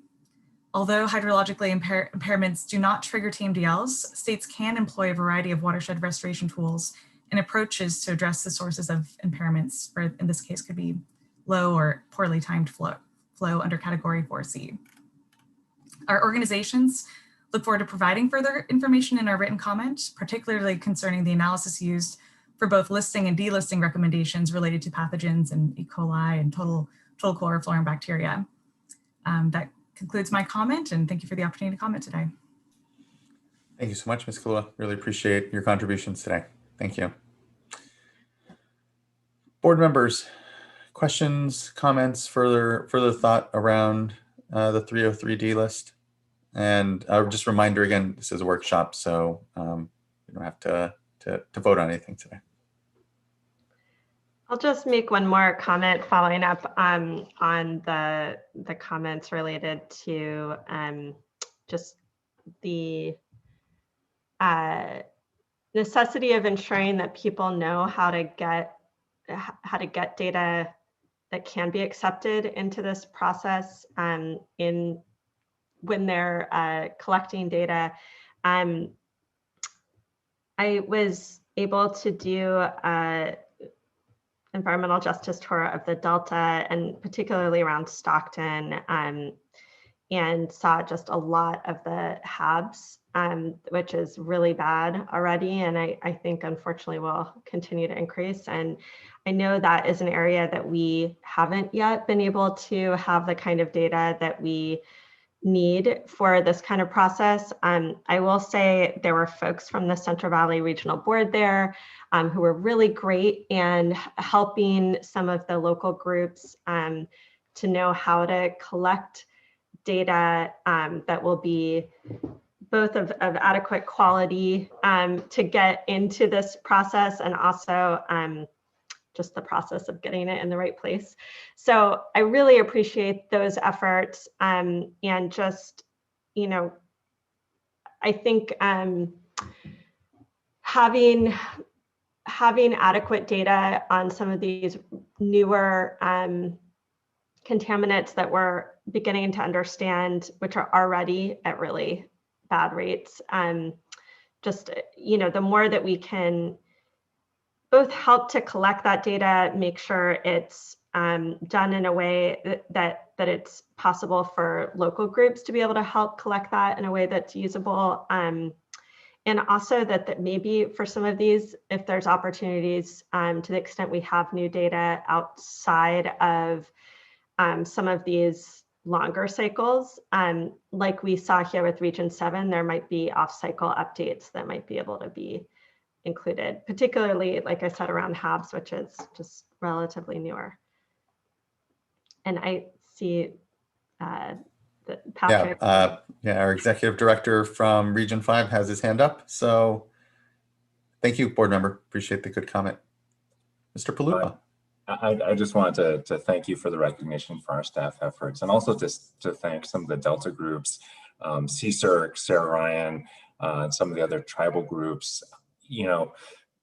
Even for SWRCB, some of those comments and some of that monitoring was done 2009, 2011, and we've been having an ongoing discussion about how do we get the data into the right databases so that's assessed in these cycles, and that we can make some meaningful decisions based on that. It's not always the easiest of processes to follow through, It's a massive amount of data. And I just, you know, to the board members' comments, I do want to thank you for the recognition that, you know, staff throughout the regions have been putting into doing that outreach work, to working with citizen scientists to get that information in, and to thank, you know, groups like Irrigated Lands Regulatory Program, which also had to learn how to get data in, how to do assessments, how to do management plans that could result in delistings. It's not an easy process. It's a massive amount of data.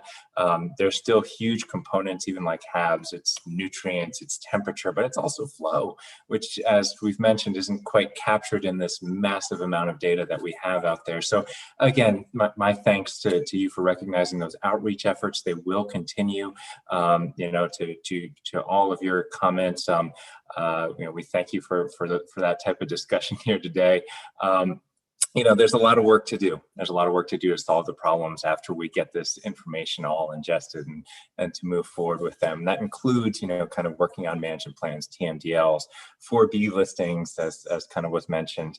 But I just want to recognize that these efforts will continue to move forward. We've held some tribal summits, Chair Esquivel, to that point, to talk with the tribes about tribal beneficial uses and the type of data that the board needs to make those type of assessments. And oftentimes that's qualitative data as well as quantitative data that might not be the thing that we square most easily with a 303D listing, but something that we need to ingest as well into our thinking to really come up with ways of protecting these tribal cultural uses and things like that. So that's all I really want to kind of thank you guys for today. Welcome to Board Member Morgan as well. Good to see you up on the virtual dais here today. But thanks so much to everybody for participating in this process. It's a ton of work, as you've seen from all the data that has gone into the system and then has been analyzed. Really appreciate that, Mr. Kalupa. Yeah, the progress that we see here in our work around the 303D list is years in the making, and really just feel we're at an opportunity to just continue to exponentially drive our ability to ingest data sooner and in more real time, and be reflective of the rapidly changing circumstances I think all of our watersheds are experiencing because of climate change, because of drought, because of floods, because of the shift in the way water is being delivered to California, and ultimately then our need to shift our management of it. And critically, when it's concerned to water quality, knowing again that quality and quantity go hand in hand. So thank you, very much appreciated. Other board members, colleagues here, thoughts, reflections, direction when it comes to this 303D list proceeding? And if none, thank you. Appreciate it. Appreciate the incredible and good work again of everyone here in the program. And that wraps up then item number 7 in our workshop and discussion around it. That leaves us actually just with our last item, which is board member reports. As we transition here to item 8, board member reports, again, just welcome, Nicole, board member Morgan here. Just incredibly good to have you here on our first board meeting. I'm hoping that we will be having in-person board meetings here again soon. I think we're waiting for the building to transition to new guidelines when it comes to distancing and masking. And once those are in place, I think we'll be ready to attempt to convene in person, and looking forward to that. It has been, I know, quite the year for all of us. And so just welcome again, board member, really excited to have you join with us. I really don't have actually too much to report on, and just otherwise it's been certainly a lot of conversation around drought, changing conditions, continue to plan for the next year ahead here. And just want to quickly glance and make sure I didn't have anything. Oh, well, I will make sure and flag that last Tuesday, I did have the honor and pleasure of opening our Water Data Science Symposium. It is now our 6th year holding that. And I've been fortunate to be around these last 4 years as that event has evolved. And just want to thank the incredible work of the Office of Information Management Analysis, our folks at the Water Quality Monitoring Council, Nick, our head there, and others that really pulled together an incredible community event, drawing in our partners from the federal and state levels and local to discuss what are the advances that we're seeing in water data science, the growth and the opportunity to continue to become better decision makers collectively as a state and as communities in the face of the climate crisis like drought. And this reconciliation, if you will, that we're having of our inherited systems, these water systems, but also of governance and the way we all view one another in our communities, and acknowledging that here importantly, our California Native tribes, Native American community has not been treated historically with the respect that we all expect of ourselves in this modern age, and that too has its own impacts and reflection on how we manage water. And so it was a nice opportunity to take a step back, realize that we know now more than we ever have about our watersheds, but the important thing is to turn that into better decisions here amongst us all. So again, really appreciate the opportunity to have addressed the symposium, the opening there, and is really the only significant public event I had these last couple of weeks. So thank you. Other board members, thoughts, reflections, reports? I don't have any significant events to report, but I just wanted to just I can see why, except the big one. Yeah, just want to say thank you for the very warm welcome. It is just truly an honor to be here. Thank you, board member.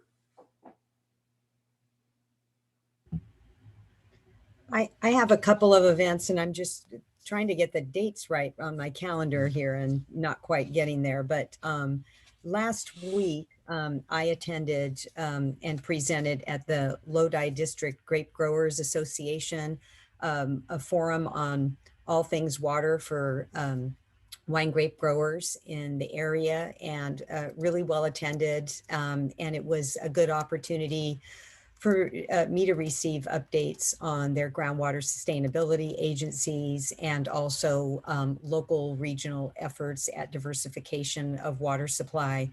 But the highlight of the day, I think, was just, receiving an update from myself, Michael George, and Jennifer Spalletta on Drought. And it was a good opportunity to kind of walk people through things that are yet to come on curtailments in particular. So I really appreciate having been invited, and I'm glad that Michael George was able to join. And then Chair, you and I attended a San Joaquin Valley water roundtable that was hosted by Congressman Costa, Congressman Valadeo, Senator Hurtado, and Borges, and then a number of other elected officials attended as well. And just a good opportunity for information sharing along with the chair and myself. Carla Nemeth was there, Karen Ross, Ernest Conant. And then I think there's another one coming up later this week in the northern part of the San Joaquin Valley that Congressman Josh Harder will be hosting. And then the last thing is just welcome Nicole Morgan, and really excited to have you on board and to get to know you better. Thank you, Vice Chair. I don't have too much to report. Actually, no public events in the last couple of weeks. But on this theme, welcome Nicole to the team. We're so happy to have you. As a fellow engineer, I appreciate, I'm sure, the whirlwind that you've been experiencing over the last couple of weeks here, and well, for a while. It's just the reality of it. But it's really, really great to have you with us.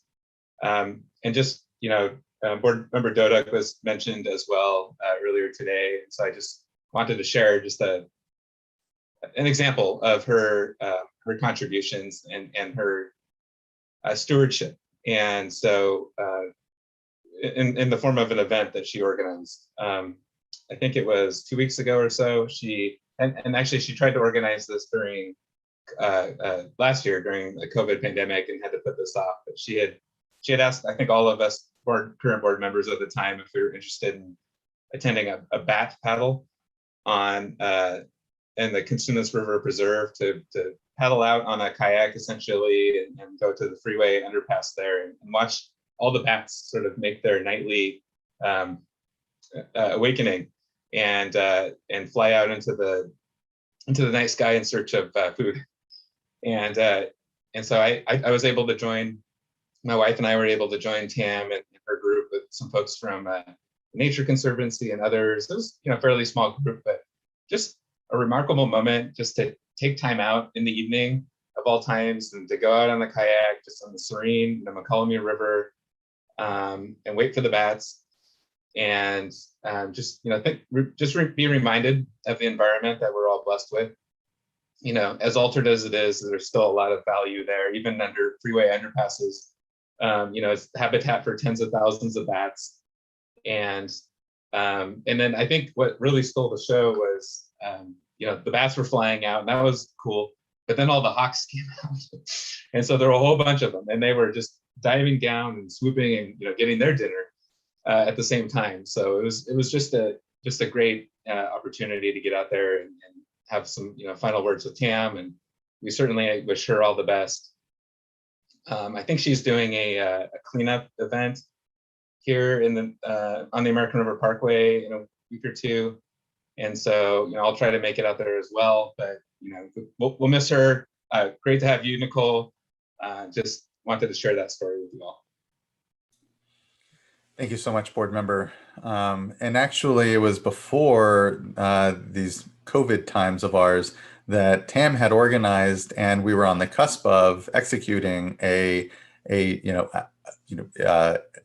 out of work, but state water board still opportunity and participation in American River Parkway cleanup, and have something of a permanent program and presence there. That's something we will definitely continue to pursue and have. And it will definitely be in great honor of Tam and her tenure here on the board, and commitment to just our institution, and her knowledge of us, her guidance and steady hand as a board member these last 16 years has left us to be just prepared for this continued challenge that we certainly have here at the board.